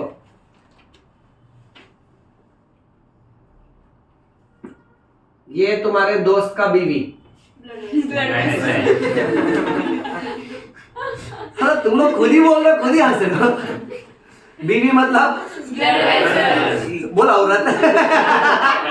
blood vessel, manner people, bio people, manner people, very important. ए मजाक नहीं करने का बेटा, और बोलना है तो देखो औरत मत बोलो, बोलो भाभी। दोस्त का बीवी है ना। अच्छा ये दोस्त का ब्लड वेसल। बेटा देखो बायो में कभी भी कुछ भी पढ़ना है, अपना शरीर खराब नहीं करना है। कौन काम आएगा? दोस्त। हाँ तो दोस्त के शरीर से खून का नस काट लिया हम लोग ने, ये ब्लड वेसल निकाल लिया। अब यहाँ देखना ध्यान से, ये आरबीसी है बेटा। सब लोग रूल देखो प्लीज ध्यान से। अब आरबीसी पे अगर ए एंटीजन है तो बाहर प्लाज्मा में एंटीबॉडी बी वाला होगा। ऑपोजिट रूल चल रहा है बेटा अभी, नोटिस किया सबने? अब देखो ना ब्लड वेसल में आरबीसी के अलावा जो पानी है बचा कुचा वो प्लाज्मा है। आरबीसी पे जो प्रोटीन होगा उसका ऑपोजिट एंटीबॉडी बाहर प्लाज्मा में होता है। तो इस इंसान का ब्लड ग्रुप ए होगा, यानी जिसका ब्लड ग्रुप ए होता है उसके पास एंटीजन ए है बट उसके प्लाज्मा में एंटीबॉडी बी है। हाँ समझा? हाँ सर। थर्ड और फोर्थ रूल सुनेगा ना तुम लोग पागल हो जाने वाला है। और उसके बाद जब शादी में हम लोग ब्लड ग्रुप मैच करेगा ना तब तो पूरा साइको हो जाने वाला है। रेडी रहो सब लोग, ध्यान से सुनना। शादी क्यों? नेक्स्ट, अरे शादी तक पहुंचाऊंगा, तुम लोग रुको। शादी के 2 बच्चे भी कराएंगे। है स्तुति है, बता लो। सुनते जाओ खाली ध्यान से। नेक्स्ट, विवेक अभी से मजे ले रहा है। सर नाम भी सोच लिया उसने। एक चुप रहो, ऐसा ना किया करो बेटा। ध्यान दो यहाँ पे। चलो बताओ इस इंसान का ब्लड ग्रुप क्या होगा? बी। क्योंकि आरबीसी पे कौन चिपका है? बी। यानी फर्स्ट वाला रूल अप्लाई किया। हाँ। बट सेकंड रूल क्या सिखा रहा है? अगर उधर बी है तो एंटीबॉडी ए होगा। एंटीबॉडी ए होगा। हाँ sir. But blood group antibody की वजह से नहीं होता है, ब्लड ग्रुप एंटीजन की वजह से होता है। तो इसका ब्लड ग्रुप बी निकला। चलो देखो ये दोस्त का और एक बीवी है, एक और खीखी कर रहा है। ब्लड वेसल बेटा। अब बताओ इसका ब्लड ग्रुप क्या होएगा? नील। इस दोस्त का ब्लड ग्रुप क्या होगा बेटा? ए बी बराबर। और बाहर एंटीबॉडी क्या होगा? कुछ नहीं। अब ऐसे याद रख, उधर दोनों भी प्रोटीन है ना तो यहाँ ऑपोजिट लेना है ना, तो यहाँ कुछ भी नहीं है। जब ऊपर ए बैठा था तो इसके पास बी है, जब यहाँ बी बैठा है तो इसके पास ए है, जब यहाँ ए बी बैठा है तो यहाँ कुछ नहीं है। इसका ब्लड ग्रुप क्या होगा? ए बी, क्योंकि ब्लड ग्रुप में खाली एंटीजन देखने का। हाँ कि ना? हाँ आंसर करो बेटा।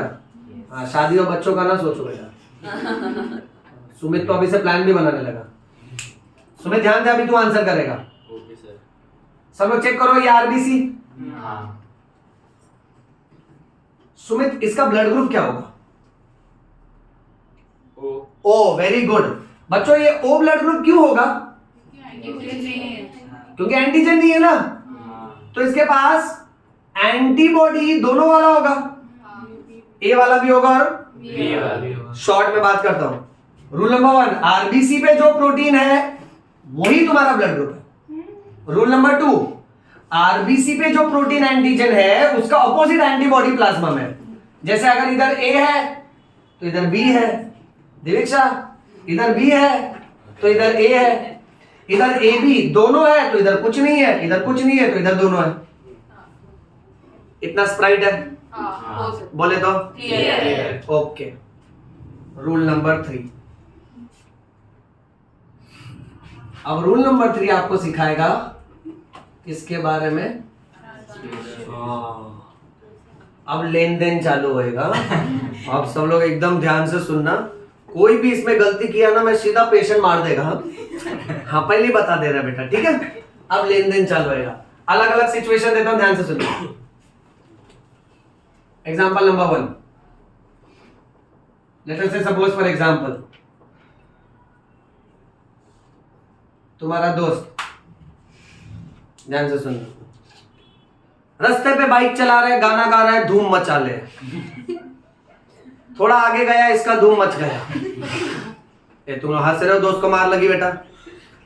अब उसको ब्लीडिंग हो रहा है बेटा, और इसको जितना ब्लड लॉस हुआ है तो उतना ब्लड चढ़ाना पड़ेगा अभी। तो इमरजेंसी में हम लोग उसको नजदीक के जगह पे लेके गए which looks like a hospital, the place Looks like a hospital. ये याद रखो बेटा। अब अंदर जो इंसान केयर टेकर था ना, उसके पास कोई डिग्री सर्टिफिकेट नहीं था, वो बाबा तांत्रिक था। अब बात ध्यान से सुनना, मैं मारेगा मेरी तरफ इशारा मत करो। हाँ, मैं मेरा डिग्री दिखाता हूँ तुम लोगों को बाद में। अब बात ऐसी है, ये दोस्त का ब्लड वेसल है, ये दोस्त का आरबीसी और ये उसका एंटीजन। ध्यान से सुनना हाँ सब लोग। तुमको क्या लगता है इस दोस्त का ब्लड ग्रुप क्या होगा? क्योंकि एंटीजन ए है, हाँ। तो इसके पास एंटीबॉडी कौन सा होगा? पक्का? हाँ। अब ये अर्जेंट आया तो उस हॉस्पिटल में जो नर्स थी ना, उस नर्स ने इसको ब्लड का पैकेट, उधर एक ब्लड का पैकेट ऑलरेडी रेडी था, तो नर्स बोली हाँ अच्छा है, पैकेट रेडी था, ग्राहक भी आ गया, चलो इनको चढ़ा देते हैं। अब उसने ना इसको ये ब्लड डालना चालू किया। कौन सा ब्लड जा रहा है पेशेंट के बॉडी में? अब जो ब्लड इसको चढ़ाया जा रहा है ना, ये उसका आरबीसी है और उसके ऊपर बी एंटीजन है, यानी कौन सा ब्लड ग्रुप आ रहा है?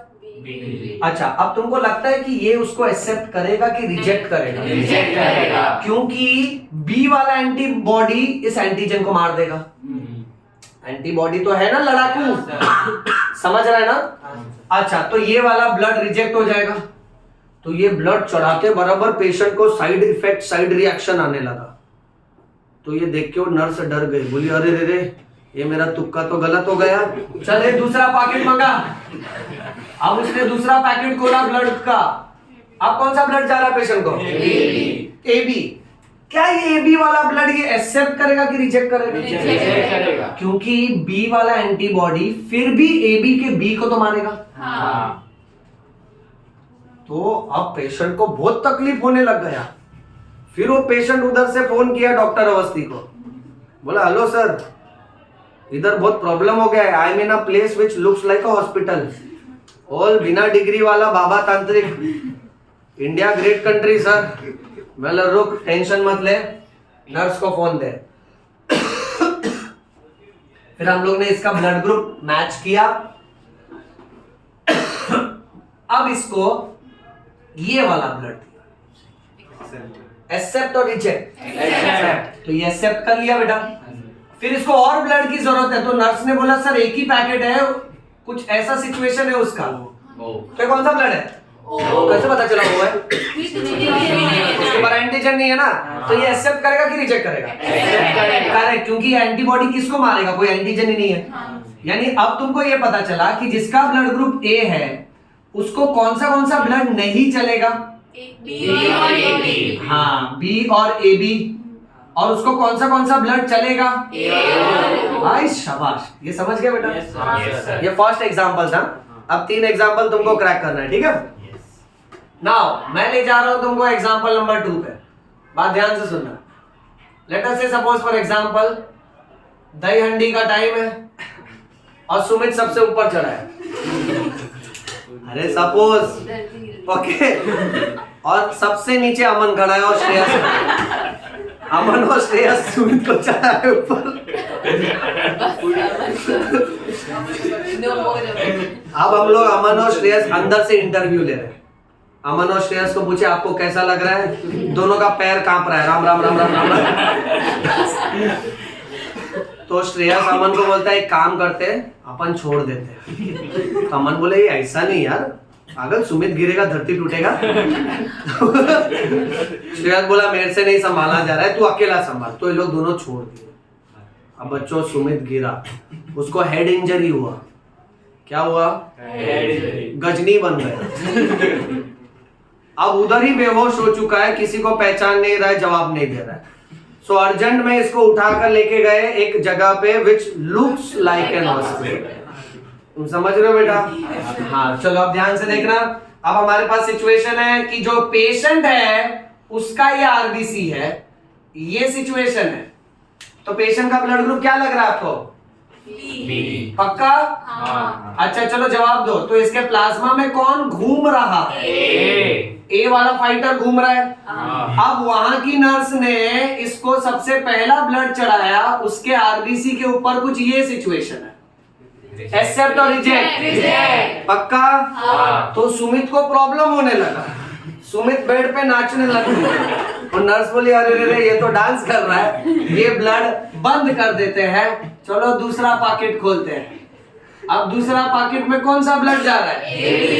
एक्सेप्ट और रिजेक्ट? रिजेक्ट। अब ये डबल ब्रेक डांस कर रहा है। लोग बोली ये भी नहीं चल रहा है। सुमित फिर अमन को बोला यार अमन किधर एडमिट किया, इससे अच्छा रास्ते पे ही छोड़ देता मेरे को।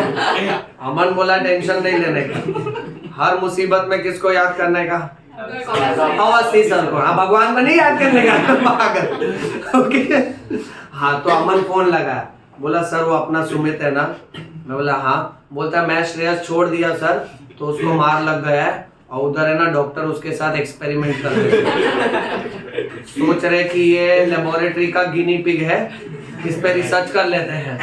मैं बोला ये तो गलत बात है। फोन लगा, वीडियो कॉल लगा, मैं बात करता उधर, तो मैं नर्स को डांटा उधर। मैं बोला नर्स ये क्या किया? तो बोलती गलती। मैं बोला अरे पागल इतना भी फ्रैंक नहीं होना था, चुप रहो। और कौन सा पैकेट है बताओ? सुमित का ब्लड ग्रुप मैं जानता हूँ, क्लास में बताया था बी पॉजिटिव है। तो बोली सर मेरे पास ना सही बात बोलूं तो ये वाला एक ब्लड है। ये कौन सा ब्लड है? ओ। अच्छा तो ये एक्सेप्ट और रिजेक्ट? एक्सेप्ट। क्यों एक्सेप्ट? हाँ। एंटीजेनिन है ना तो ये किसको मारेगा? राइट, तो ओ वाला एक्सेप्ट हो जाएगा बेटा। फिर मैंने बोला एक काम करो नजदीक के ब्लड बैंक से कुछ भी करके मेरे को ये चाहिए। क्या कौन सा ब्लड ग्रुप है ये? बी। एक्सेप्ट और रिजेक्ट? एक्सेप्ट। अब स्टोरी समराइज करो, जिसका ब्लड ग्रुप बी है उसको कौन सा ब्लड नहीं चलेगा? ए और बी। Very good. और कौन सा ब्लड चलेगा? ओ और बी। हाँ बी और ओ ना? हाँ। इतना समझा? Yes sir. Very nice. चलो थोड़ा फास्ट हो गया। गुड। एग्जाम्पल नंबर 3 ध्यान से सुनना। ये देखो ये अपना दोस्त का बीवी है, हाय। अब ये अपना दोस्त अमन है। अमन जापान में शादी किया जाए, इंडिया का प्लेज बहुत सीरियसली ले लिया, all Indians are our brother. शादी करेगा तो फॉरेन में करेगा, जापान में शादी की। अब बात ध्यान से सुनना। ओके अब कैसा हो गया ना, करवा चौथ का टाइम। ओके तो क्या है, अमन अभी इंडियन ना, अब इंडिया भूलेगा क्या कभी? नहीं। भारत माता की जय। वेरी इंपॉर्टेंट ना। तो अमन में पेट्रियोटिज्म है। उसने अपने वाइफ को बोला ये चीनी जापनी लोग तुम लोग ध्यान से सुनो, तुम्हारा जो भी कुछ भी है ठीक है बट हमारे कल्चर्स फॉलो करने का। तो उसने बोला आज करवा चौथ है ठीक है, तो ऐसा जाली आता है ना, हाँ उसमें से देखने का फिर खाना खाने का, समझ रहे हो? हाँ तो ये लोग टेरेस पर है। ओके तो वो है ना, वो जाली उसको मिला नहीं तो मच्छर मारने का बैडमिंटन। अरे 2 in 1 काम हो रहा है ना बेटा, समझा करो। हाँ ओके तो अमन को गुस्सा आ गया। अमन बोला ये क्या फालतूगिरी है करके। ओके और वो भी ऐसा चांद देखी फिर दूसरे को देख रही, अमन को नहीं देख रही। अब ये सब रॉन्ग हो रहा है अमन के साथ और तुम लोग मजे ले रहे हो। आगे का ट्रेजेडी सुनो। तो अमन भड़क गया उस पर। अमन ने बोला एक तो तुम्हारा वैसे भी आधा शटर डाउन है, आधा तो दिखता ही नहीं तुम लोग चीनी जापने लोग को। इतना तो देखो कि भाई उसमें से सामने वाले को देख रहे हो कौन है। तो उसको गुस्सा आ गया। वो जो पानी पिलाने का लोटा होता है ना, वो लोटा उसने अमन को मार दिया। अब अमन के सिर से और नाक से खून आ रहा है and he is brought to a place which looks like an hospital. You understand बेटा? जापान का किस्सा सीधा वसई में, ध्यान से सुनना। ओके अब हमारे पास सिचुएशन कुछ ऐसा है जो तुमको फंसाता हूँ। ये देख के गेस करो इसका ब्लड ग्रुप क्या होगा? पक्का? कैसा पता चला? एंटीबॉडी नहीं है तो डेफिनेटली एंटीजन दोनों होगा ना। हाँ ब्रो चालाक, बहुत चालाक। Very good. Blood group A B है। अच्छा अब ये ब्लड ग्रुप ए बी है तो वहां पे वही नर्स है जो सब जगह घूम रही है। वर्ल्ड टूर पर गई है। अब बात ध्यान से सुनना। उसको अमन की वाइफ बोली देख लोटा मार के हाफ मर्डर मैंने किया है, अब हाफ का राउंड अप तेरे को करना है ठीक है, पूरा फिनिश करने का। तो बोले टेंशन मत ले, मैं तो गलत ब्लड चढ़ाने के लिए हुई फेमस। तो उसने अमन को ये ब्लड चढ़ाया। चलेगा कि नहीं चलेगा? चलेगा। पक्का? हाँ। तो ये एक्सेप्ट हो गया, अमन इंप्रूव होने लगा। तो नर्स बोली ये तो उल्टा ही हो रहा है। तो इसने ये स्टॉप करके फिर उसने ये ब्लड चढ़ाना चालू किया। ये क्यों चलेगा? मारने वाला एंटीबॉडी नहीं है ना। तो अमन और इंप्रूव होने लगा। अमन उठ के बैठ गया।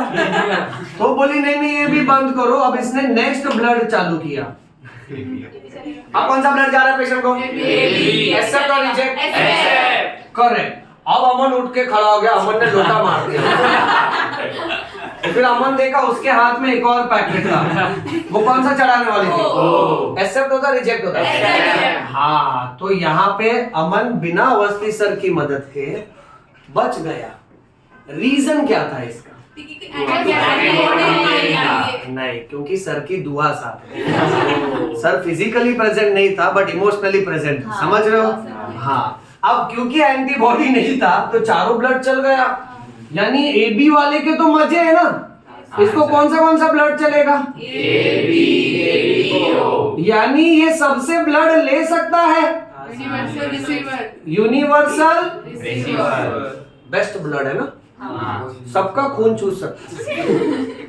इतना समझा सबको? ओके। लास्ट फास्ट आंसर करना। Example number 4। बहुत डेंजर एग्जाम्पल है, मेरे को अभी डर लग रहा है।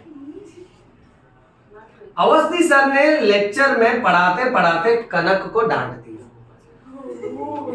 अब तुम देखो, मैं तुमको दिखाता हूँ कनक कैसे दिखती है।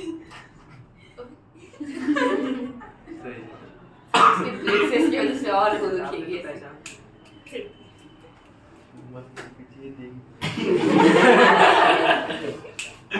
अरे हंसो नहीं। हाँ, कनक ना सीधा दुर्गा माँ बन गई। भड़क गई, मतलब बहुत बहुत ज्यादा भड़क गई। बोली सर ने मेरा इंसल्ट कैसे किया?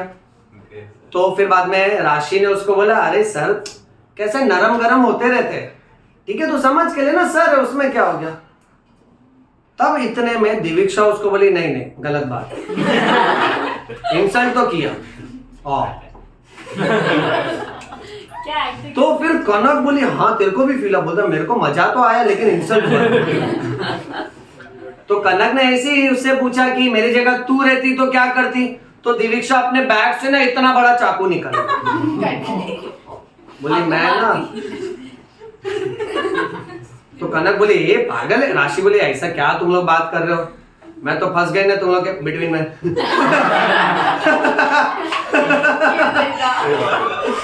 हाँ, तो अब ये बातें चल रही हैं। तो दिविक्षा ने बोला देख मैं रहती तो ये करती, बाकी तेरी मर्जी, इंसल्ट तो तेरा हुआ।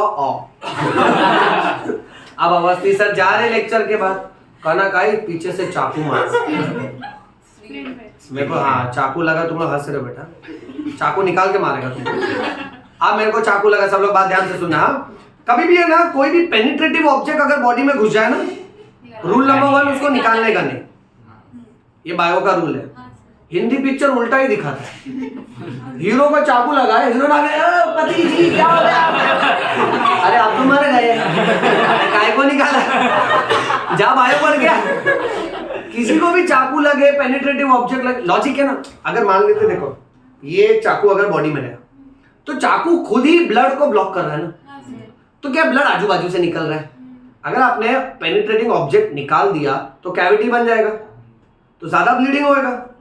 इसलिए बहुत गोल्डन रूल है कि चाकू निकालने का नहीं। डॉक्टर्स उसको ऑपरेशन थिएटर में जब निकालते हैं ना तो पहले ब्लीडिंग स्टॉप करने वाले इंजेक्शंस देकर थोड़े क्लिप्स वगैरह रेडी रखते हैं। जो ब्लड वेसल से ब्लीडिंग हो रहा है उसको क्लैम्प कर देते हैं। समझ रहे हो? हाँ, हिंदी पिक्चर में उल्टा ही होता है। हीरोइन खुद निकालती फिर पूछती है क्या हुआ। नीचे आता है वुमन।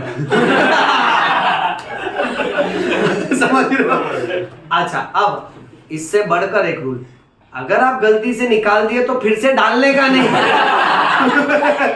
ये अल्ट्रा लेजेंड होते हैं। गलती से निकाल दिया।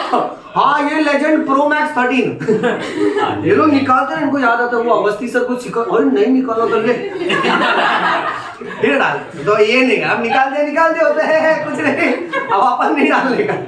Very important. तो अवस्थी सर को चाकू लगा। बात ध्यान से सुनना, चाकू लगा तो राशि आई, बोली सर मैं मदद करती हूँ, निकाल। तो मैं बोला दूर रह। तेरा लेक्चर में ध्यान नहीं था, पता चल गया। ठीक है, चाकू को हाथ मत लगा। मैं जाता है, करता है, कुछ इलाज करता है।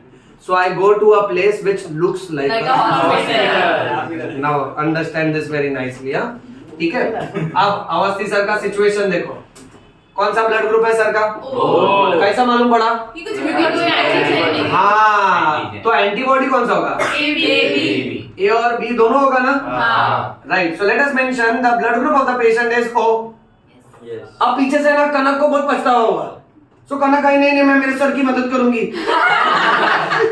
और कनक ने आके ये वाला ब्लड चढ़ाना चालू कर दिया सर को, चलेगा कि नहीं चलेगा? नहीं चलेगा।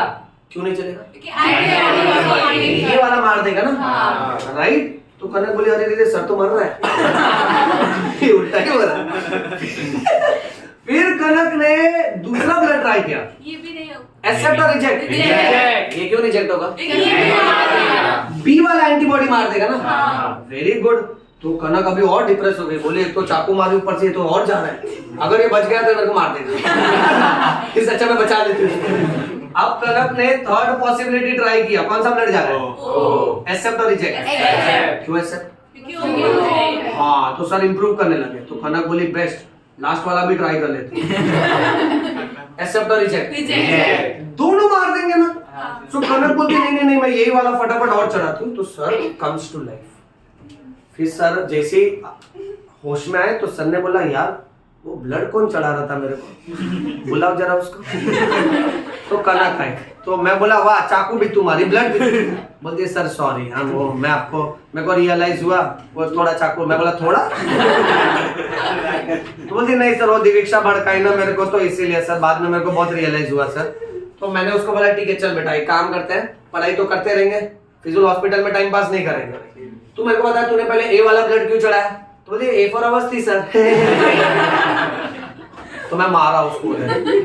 मैं बोला ये रॉन्ग रीजन दिया, तेरा एक एमसीक्यू रॉन्ग हो गया। फिर मैं पूछा बी, तो बोलते बी फॉर बायो। तो मैं बोला ऐसा नहीं लॉजिक लगाने का, ये एंटीबॉडी देखने का। वो एंटीबॉडी जिसको जिसको मारेगा वो ब्लड नहीं चढ़ाने का पेशेंट को। तो यहाँ हम लोग ये सीख रहे हैं कि ओ वाले को कौन सा ब्लड चलता है? सिर्फ ओ वाले को। कौन सा नहीं चलता है? अब एक स्टोरी देख रहे हो कि ओ वाला सबको दे रहा है, और हो कोई और जब उसकी खुद की बारी आती है तो उसको सिर्फ ओ का चलता है। नहीं समझे? यानी जिसका ब्लड ग्रुप ओ है उसको हम लोग बुलाएंगे ये बंदा यूनिवर्सल डोनर। बोलो उसको डोनर। क्या बोलना है? डोनर। सो डोनर में ओ याद रखना। और यूनिवर्सल रिसीवर को ही एक्सेप्टर बोल सकते हैं ना। नहीं समझा? पक्का? सर इनजस्टिस हुई हमारे साथ। हाँ, अब जिसका जिसका ब्लड ग्रुप ओ है याद रखो तुम सबको ब्लड दे सकते हो, बट जब लेने की बारी आएगी ना तो इसलिए एक सुझाव है ओ वालों से अच्छी दोस्ती रखो। हर ओ वाला दूसरे ओ वाले से दोस्ती रखे, बहुत इंपॉर्टेंट है बेटा, ये समझे? एमसीक्यू यूनिवर्सल डोनर कौन है? ओ। यूनिवर्सल रिसीवर कौन है? AB। इतना समझा? ओके। अब रूल नंबर कौन सा चल रहा था? 3 ना, transfusion. Rule number 4 is about positive and negative. तुमने एक बात देखा, अभी तक हमने ए बी ओ की बात की, हाँ। बट तुम लोग ब्लड के साथ पॉजिटिव नेगेटिव भी बोल रहे थे ना। अब ये कहानी बेस्ड है एक नए प्रोटीन की जिसको कहते हैं RH एंटीजन। क्या कहते हैं? RH antigen is also called as D antigen. Also called as इसको RH इसलिए बोला है क्योंकि ये सबसे पहले जिस मंकी में डिस्कवर हुआ था उस मंकी की वैरायटी का नाम है रीसस मंकी। क्या नाम है? Rhesus monkey. और इसको ढूंढा है सेम साइंटिस्ट ने, लैंडस्टीनर एंड वीनर। हाँ, दो अलग अलग लोग हैं, लैंडस्टीनर एंड वीनर। अब इसका रूल सुनो, ध्यान से देखना। अगर किसी के आरबीसी के ऊपर डी एंटीजन, याद रखना डी का ही नाम है RH, दोनों लिखा, अगर वो है तो बोलना ब्लड ग्रुप पॉजिटिव। और अगर वो एंटीजन नहीं है तो बोलने का ब्लड ग्रुप नेगेटिव। बोल। समझा कि नहीं समझा? समझा सर। पक्का? हाँ सर। फंसाऊं तुझे अभी? हाँ। हाँ। मैं फंसाएगा, मैं बहुत मजा आता है बेटा। लुक हियर, अब दोनों आइडिया कंबाइन करो। हाँ, दो एंटीजन लगाते हैं, इधर ए है इधर डी है, तो इसका ब्लड ग्रुप क्या होगा? ए पॉजिटिव। पक्का? हाँ। हाँ जी, शाबाश। Thank you sir. रुक रुक रुक, फंसेगा तो जरूर। अब बता ब्लड ग्रुप। नेगेटिव। हाँ, ए है तो ए बोला ना, डी वाला नहीं है तो नेगेटिव बोल देने का। इतना समझा? हाँ। अब थोड़ा फास्ट फास्ट बोलना है बेटा, नहीं तो मैं पेशेंट मार देगा पहली बार।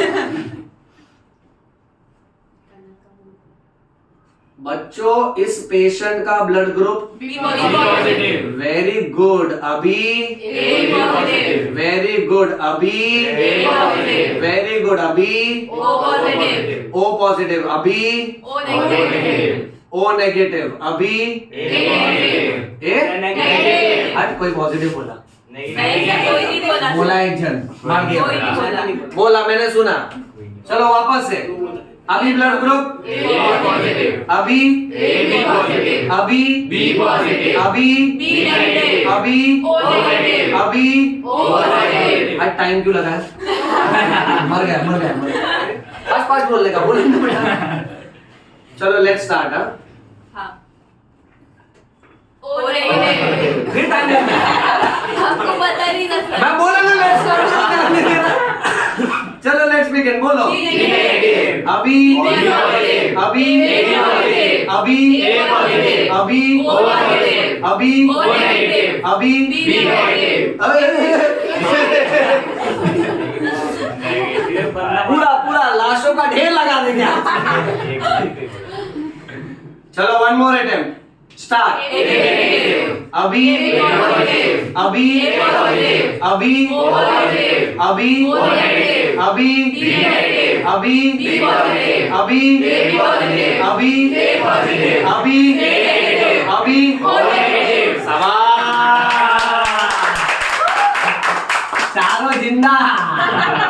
हाँ बहुत सही, फास्ट एकदम स्कॉलर हो गया। अच्छा, तो ये पॉजिटिव नेगेटिव का खेल समझा बच्चों?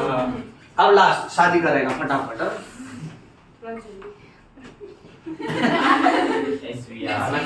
सर क्या? क्या है? शुभ विवाह रचाया गया। अभी विवाह रचाएंगे, ध्यान देने का। जब भी शादी होता है ना, ध्यान से सुनना। ये देखो, ये पुरुष,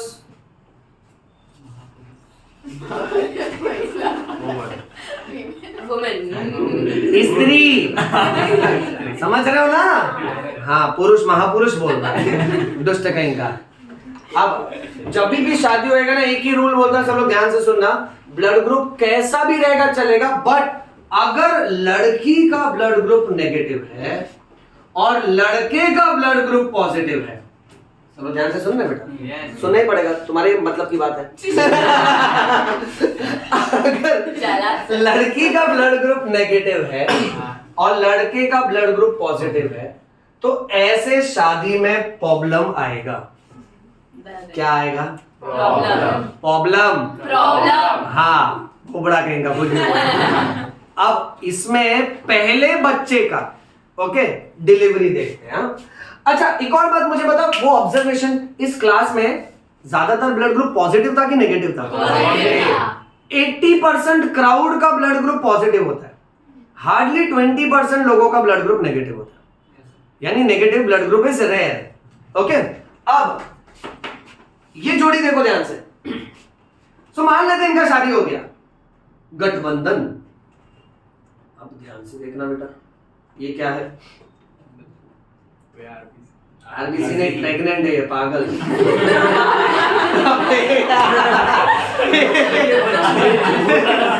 बात हो गया, रुको ना, थोड़ा सब्र करो, बता रहा हूँ। हाँ, अब देखो, हाँ यहाँ लड़की है ना, थोड़ा खूबसूरत बना। हाँ, ये चुप रहो, फटाफट सुनो। और 9 महीने का प्रेगनेंसी 9 सेकंड में कराएगा, फटाफट। अब जब इनका शादी हुआ, हस्बैंड का ब्लड ग्रुप पॉजिटिव, बराबर है ना, और वाइफ का ब्लड ग्रुप नेगेटिव। अब इसके पेट में मान लेते हैं बच्चू है, हाँ। अब बच्चू ऐसा बैठा है ना, हाँ। बच्चे का कितना हाथ है? 2। और पैर कितना है? 2। हाँ दिख रहा है ना? देखो एक हाथ ये, दूसरा कहाँ है? हाँ सर हमेशा कैसा डायग्राम बनाते हैं? 3D। कैसा बनाते हैं? 3D। हाँ जिसको नहीं दिख रहा है आओ बोर्ड के पीछे आओ। बच्चा ऐसा बैठा है। अब मुझे बात बताओ, सुनो ना, मदर का ब्लड ग्रुप तो नेगेटिव था ना? स्टोरी सुना, जबरदस्त स्टोरी। अब बच्चे के पास तो दोनों कैरेक्टर आएंगे ना, फादर की तरफ से पॉजिटिव ब्लड ग्रुप वाला कैरेक्टर आएगा और मदर की तरफ से नेगेटिव ब्लड ग्रुप वाला कैरेक्टर आएगा। तो बच्चे का ब्लड ग्रुप तुमको क्या लगता है? ज्यादातर ब्लड ग्रुप क्या होता है? पॉजिटिव। तो बच्चे का ब्लड ग्रुप क्या निकलेगा? पॉजिटिव। मैं पॉजिटिव लगा रहा हूं, यानी बेटा बच्चे के हर एक आरबीसी के ऊपर डी एंटीजन होगा। अच्छा, डी एंटीजन को ही हम लोग आरएच एंटीजन भी बोलते हैं। यानी 9 महीना, अब एक और स्टोरी ध्यान से सुनना, 9 महीने तक जब तक बच्चा मदर के वूम में होता है ना, बच्चे का खून और मदर का खून मिक्सअप नहीं होता है। एक लेयर होती है जिसको प्लेसेंटा बोलते हैं, उसके आर पार गैस और न्यूट्रिएंट आर पार जाते हैं। बट बच्चे और मदर का ब्लड सिर्फ मिक्स होता है डिलीवरी के टाइम। जब बच्चा पैदा हो जाता है, अम्बिलिकल कॉर्ड निकलता है, प्लेसेंटा जैसा थैला पूरा उखड़ के बाहर आता है, तब ब्लड मिक्स होना चालू होता है। अब स्टोरी सुनना, इस बच्चे का हो गया हैप्पी बर्थडे टू द बच्चू। ध्यान देना बेटा, ये बच्चू बाहर आया, बहुत खुश है, अंदर छेड़छाड़ करके आया। देखो सुनो कैसे। अब जब ये बच्चा डिलीवर होगा तो मदर और बच्चे का ब्लड मिक्स होगा। मदर का ब्लड ग्रुप नेगेटिव है, यानी मदर के आरबीसी के ऊपर डी एंटीजन नहीं है। तो जब मदर का सोच, पूरी जिंदगी उसने कभी डी एंटीजन देखा ही नहीं है। अब जब वो बच्चा डिलीवर हो रहा है, उसने बच्चे का डी एंटीजन देखा, तो मदर के डब्ल्यूबीसी ना एकदम ज्यादा भड़क जाते, बोलता है ये कौन है फॉरेनर, 9 महीने से अपने बॉडी में रह रहा था, स्पेशल प्रोटीन, बाहर वाला प्रोटीन है, घुसपैठ हुआ है हमारे शरीर में, हम बगावत करेंगे। भड़क जाते सारे डब्ल्यूबीसी ने, थिंक देयर हिस्टोरिकल फाइटर, मी बाजीराव बल्ला हर हर महादेव। और फिर ये लोग बोलते बुलाओ, सबको बुलाओ। अब सुनना स्टोरी। अब देखो मदर की बॉडी में ऐसा कभी सीन हुआ ही नहीं, क्योंकि उसके बाद डी एंटीजन नहीं था। ये लोग ने डी एंटीजन पहली बार देखा ना। तो मदर के बॉडी में, मैं यहां लिख रहा हूं, सब लोग ध्यान से देखना, एंटीबॉडी बनने लगता है, जिसको बोलते हैं एंटी आरएच एंटीबॉडी। क्या बोलते हैं बेटा? Anti RH antibody. स्टोरी एकदम ध्यान से सुनना। बट बाय द टाइम ये एंटीबॉडी बन रहे हैं ना, ये फाइटर्स बन रहे हैं, बच्चों डिलीवर भी हो गया और ये बच्चों बाहर आके खुश है, बोलता है अंदर मस्त छेड़खानी करके आया है, उकसा के आया है कि डी एंटीजन मार मार मार, राइट। तो बच्चों आ गया बाहर। अब ये डी एंटीजन के खिलाफ जो एंटीबॉडी बने ना, एंटी आरएच एंटीबॉडी, ये सर्कुलेशन में आते हैं, ब्लड में आते हैं। ये किधर है वो डी एंटीजन, घूम घूम के यूट्रस तक आते, किधर है किधर है। यूट्रस बोलता है अभी अभी डिलीवरी हुआ है, इधर कोई नहीं है, बर्थडे का केक आया है, खाना है तो खा। बोलते हैं मजाक नहीं करने का, मैं डी एंटीजन को मारने आया है, आई एम मेड टू। बोले क्या चिल्ला रहे जाना। अब ये एंटीबॉडी ना, ये वाले जो बने हैं, ये भड़क गए ना एकदम, इनको खास उसी के लिए बनाया गया था। इनको न्यूज मिला था डी एंटीजन आया है, तो ये लोग ने डी एंटीजन किया ना, पूरी की पूरी, जैसे पुलिस कैसे स्केच ले लेती, हाँ चोर ऐसा दिखता है, तो उसका फोटो लेके घूम रहे लोग। अब ऐसे ब्लड ग्रुप के कॉम्बिनेशन में पहला बच्चा सरवाइव कर जाता है, उसको कोई प्रॉब्लम नहीं होता। अब मान लेते हैं ये वुमेन वापस से प्रेग्नेंट होती है, इसका सेकंड प्रेगनेंसी, सब लोग ध्यान से सुनना। सेकंड प्रेगनेंसी में भी बच्चे का ब्लड ग्रुप क्या रहेगा? पॉजिटिव, क्योंकि positive is dominant over negative ना, करेक्ट है। अब जैसे ये बच्चे का पॉजिटिव ब्लड ग्रुप बन रहा है, सेकंड बच्चे का डी एंटीजन बन रहा है, तो डी एंटीबॉडी याद है जो फर्स्ट डिलीवरी के टाइम बना था, वो बॉडी में अभी भी घूम रहा है, डी एंटीजन का फोटो लेके। वो हार्ट के पास गया, बोला ये हार्ट, इसको देखा क्या? हार्ट बोला ए हार्ट, क्या फालतूगिरी कर रहा है, out of syllabus, let me pump blood, मेरा काम है ब्लड पंप करना है, अभी तेरा फोटो ही देखते बैठू क्या मैं? तो बोला भटकता क्या है, बाजू में पूछ लेता हूँ। तो बाजू में जाता है लंग्स के पास, बोलता है साहब आप इसको डी एंटीजन को देखा क्या? तो लंग्स बोलता है हट, हवा आने दे, एक्सचेंज ऑफ गैस में। तो ये अभी भी ढूंढ रहा, अभी ये घूमते घूमते यूट्रस तक आया। सो इसको पता चला अंदर बच्चू है, उसका आरबीसी है, आरबीसी पे डी एंटीजन है। अब ये देख के बोला बदला, बाप का दादा का सबका बदला लेगा। भड़क जाता है एकदम, और ये दूसरे बच्चे के आरबीसी को तोड़ने लगता है। दूसरे बच्चे के सारे आरबीसी टूट जाते हैं। इस बीमारी को मेडिकल भाषा में बोलते हैं एरिथ्रोब्लास्टोसिस फीटालिस। क्या नाम है बेटा? Now listen to my language very carefully. Foetus क्योंकि सेकंड बच्चू है, और कभी भी है ना किसी भी ग्रामर के एंड में अगर साइट वर्ड आएगा ना, साइट मतलब मेच्योर सेल, और किसी भी ग्रामर के एंड में अगर ब्लास्ट वर्ड आएगा ना, ब्लास्ट का मतलब इमेच्योर सेल। एरिथ्रोब्लास्ट ही एरिथ्रोसाइट में कन्वर्ट होता है। दूसरे बच्चे के साथ क्या गड़बड़ हो रहा है मालूम है? जैसे उसका एक मेच्योर आरबीसी बनता है ना जिसपे डी एंटीजन है, मदर का एंटीबॉडी आके फोड़ देता है उसको, फिर बेचारा वापस एक इमेच्योर आरबीसी बनाता है एरिथ्रोब्लास्ट, उसको कन्वर्ट करता है एरिथ्रोसाइट में, मदर का एंटीबॉडी आके उसको भी मार देता है। अब ऐसा सेकंड बच्चा मरा हुआ पैदा होता है, इसका डेथ हो जाता है। डेथ होता है इस बीमारी की वजह से जिसको बोलते हैं एरिथ्रोब्लास्टोसिस फीटालिस। डॉक्टर्स ने जब ये सेकंड बच्चे का ब्लड चेक किया तो देखा इसके पास एरिथ्रोसाइट है ही नहीं, इसके पास सिर्फ एरिथ्रोब्लास्ट है। मेच्योर आरबीसी क्यों नहीं है? क्योंकि मदर का एंटीबॉडी फोड़ रहा है उसको। बात समझ रहे हो ना सब लोग? हाँ, इस बीमारी को हाइफंडू लैंग्वेज में HDNV बोलते हैं, हीमोलाइटिक डिजीज ऑफ न्यूबॉर्न। क्या बोलते हैं बेटा? हीमो यानी blood, lytic means to break. अब इसका कोई तो सोल्यूशन होना चाहिए ना। मान लेते हैं ऐसा कपल है, लड़का लड़की से मिलने गया, पूछा तुम्हारा ब्लड ग्रुप क्या है, बोली नेगेटिव। ये टेंशन में आ गया, बोलता है एक ही तो प्यार किया वो भी नेगेटिव निकला। अब इनको अगर मान लेते फिर भी शादी करना है तो इनको क्या सलाह देना चाहोगे आप?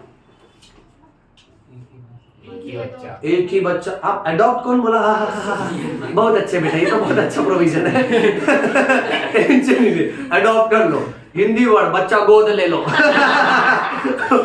अच्छा, बट एक सिंपल सलाह, ये लोग एक बच्चा पैदा कर सकते, बट उनका मन है कि उनको 11 बच्चे पैदा करने। तुम क्यों मजा ले रहे हो? तुम क्यों मजा ले रहे हो? उनका मानना, उनका पर्सनल। नहीं, 11 उनकी मर्जी ना बेटा, टीम बनानी है। हाँ, टीम बनानी है, ड्रीम 11 पे। तो लास्ट अब तुम लोग के लिए होमवर्क है। तुम लोग सब लोग नेक्स्ट क्लास में ये ढूंढ के आओगे, नंबर 1 एक इंजेक्शन है जिसे कहते हैं रोगैम इंजेक्शन। क्या कहते हैं? रोगैम इंजेक्शन में ध्यान से सुनना, इसके पास एंटी RH एंटीबॉडी के केमिकल है। एवरीबॉडी, जैसी मदर पहले बच्चे को डिलीवर कर देती है ना, फर्स्ट डिलीवरी के तुरंत बाद मदर को रोगैम इंजेक्शन दिया जाता है। ये इंजेक्शन क्या करता है? मदर के बॉडी में जितने एंटीबॉडी बन लेते हैं ना, ये उसके खिलाफ है। ये समझा? ओके, तो इस बारे में पढ़ना।